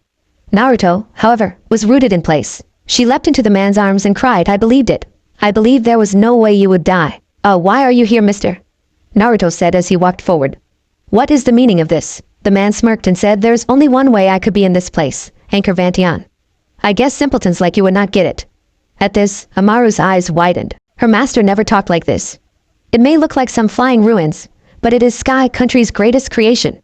The best weapon of mass destruction. But wait, you got hit, but all those kanai. Naruto, he faked his death.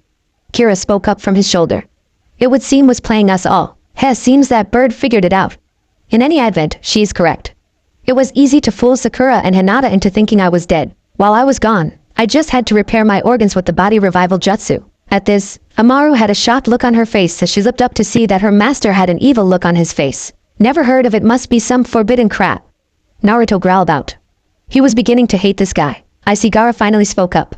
You are with these people, you were playing us the whole time. You are correct, Gaara.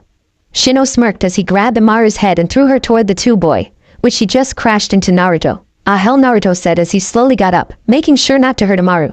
But it seemed that she was in shock as he was still as stone. You see, all I wanted for 14 years was to gain the power of the Rabi as my own. This girl was just a pawn. Laughed Shino. I found Amaru and I found where I was looking for in Konoha. He then began to rant on about the power of the Rabi and the dark chakra is control. When Amaru called out to her master on last time, he mocked her, telling her that love and crap like that is useless. It looked like it broke the girl. That was all it took to make Shino surrounded in dark chakra. Naruto stayed back to see what would happen and was kind of freaked out because Shino was transformed into a huge man looked like a muscle builder, and his hair was now black. This is the power of dark chakra and the body revival jutsu. This is my power. Naruto had enough and charged him with Gaara. They both punched him in the face. It didn't seem to do anything to the man. My turn, Shino yelled as he rushed the two boys and beat the shit out of them. Ah hell. Naruto said, trying to get back up, and saw that Gaara looked knocked out. Damn you, Naruto yelled as he created a massive amount of clones only for them to be destroyed by some odd dark wave that Shino made. Through the smoke, he was able to get another punch in, but Shino was once again unaffected.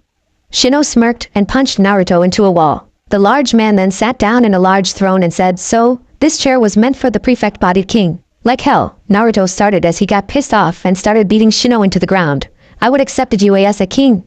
He then ended with a Rasengan to the man's face. He then went over to see if Amaru was okay. But like usual, Shino got back to explain that his jutsu was reforming his body over and over. The man then blasted Naruto to the throne via his super revival fist.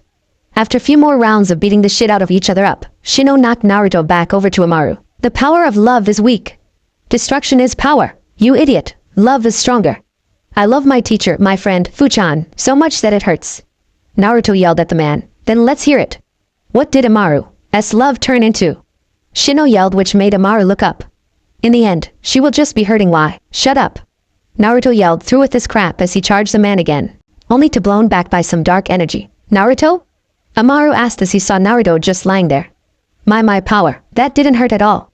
Naruto yelled as he slowly got back up. Naruto. Amaru said, surprised. Here I come. Naruto yelled at Shino and charged him yet again, only to be beat down again. Revival fist. Shino called out and sent Naruto back to Amaru, and thankfully she caught him and glared at the large man. Shino laughed and said, you have that look in your eyes, Amaru. Don't forget you're hated and never forgive me. Amaru took out a scalpel but began to cry as a memory came to her. Amaru, I can still fight. Naruto mumbled as he slowly got back up. I don't mind that you're sad or frustrated. You can't hold it in, right? And I'll take it all for you, that is my job after all. Amaru just stared in shock at her protector, the tear running down her face. Naruto then turned to Shino. Don't move, I am going to kick your ass. Amaru started to whip her. Naruto, I'm sorry. She then brought her scalpel to her neck in a stabbing motion and attempted to stab herself, but Naruto stopped her with his arm, getting him stabbed instead. What's wrong? Don't do that. Naruto said weakly, you gotta keep on living. That's why you have to tell him goodbye. He then smiled brightly and said, you have not told him yet, right? How you really feel? You tell him, okay? Yeah. She said quietly as she began to help Naruto with his wound in his arm. As she was doing that, she began to talk about how she was praised by her master and thought she was beautiful, greatly annoying Shino. I have always loved you, sensei. She yelled out only for the jerk to start laughing like crazy. Naruto had enough of this and he began to really gain some strength and punched the shit out of Shino, yelling at him about forcing his ideals onto Amaru. I will never forgive you for that. Naruto yelled and was going to send a Rasengan to the man but was cut off by a loud sound wave. A ninja in purple outfit but no headband had interrupted the fight. What the hell? Naruto yelled out, and secretly, Gar sent a few sand needles to Shino to weaken him. I have come here for the scroll. The new guy said. Shino slowly got back up and smirked. So, Orochimaru wants more of the scroll, how well here. He then opened a compartment and threw a scroll to the man, and then he fell through a hole in the ground, letting him escape. He knew that somehow, he was beaten because he could not use chakra like before. Besides, he now looked like a very weak old man thanks to Gaara. Not yet. It is not over yet, they heard him yell. The new ninja just sighed before disappearing before he could be questioned. Alright, Amaru, I am going after him. Now we might be able to save him. You can just give up later if you want. Now let's go find him and the villagers. She nodded and they split up to find the villagers and Shino.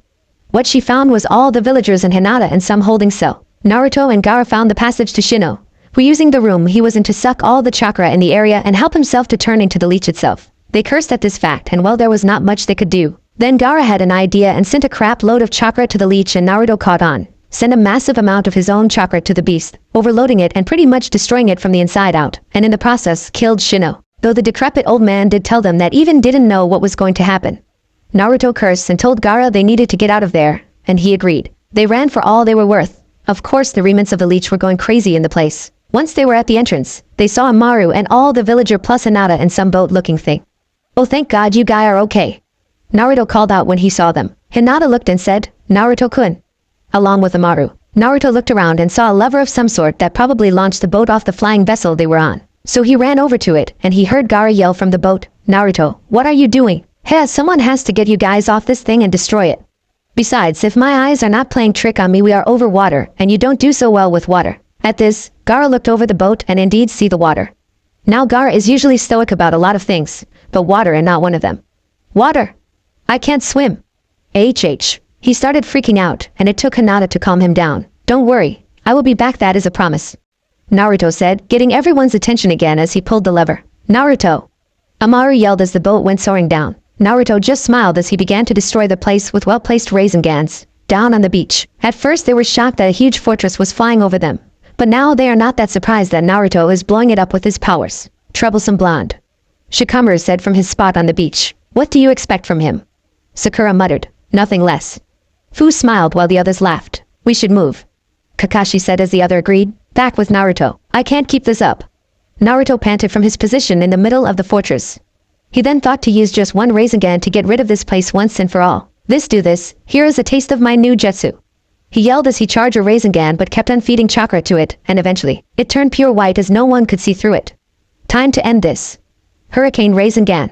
Just as he touched the ground with it, the effect was instant. There was a large white explosion that shifted into a pure chakra hurricane with Naruto as the eye of the storm. Holy shit. Sakura yelled from her spot on the ground. Great, another troublesome jutsu. Shikamaru commented. Wow. Fu said with sparkles in her eyes. Naruto, however, was not falling and it seemed that the blast stunned little Kira so he would not be able to use her to fly down. Ah crap. And I have not perfected the flying part of my wind-style taijutsu, oh well. Not like I have a lot of energy at the moment. He muttered as he started shooting down to the ground. Amaru, having gotten out of her eye at the attack that Naruto had used the spar flying machine to save Naruto. Of course it was not fast enough to get to him, so she got rid of it and catch Naruto as they spiraled downward. Amaru, don't be so reckless. Naruto said tiredly. Just who do you think is being reckless? Bakashi replied. Head to Shay. Naruto commented. At least I won't be alone on my way down. I won't leave you alone. The girl said as she held on tight to him. I'll stay with you. Thanks, said Naruto. He then took a chance. Hey Amaru, want come back to Konoha with us? You can be on me and Sora's team. I would love to. She said with a smile as they clashed into the water.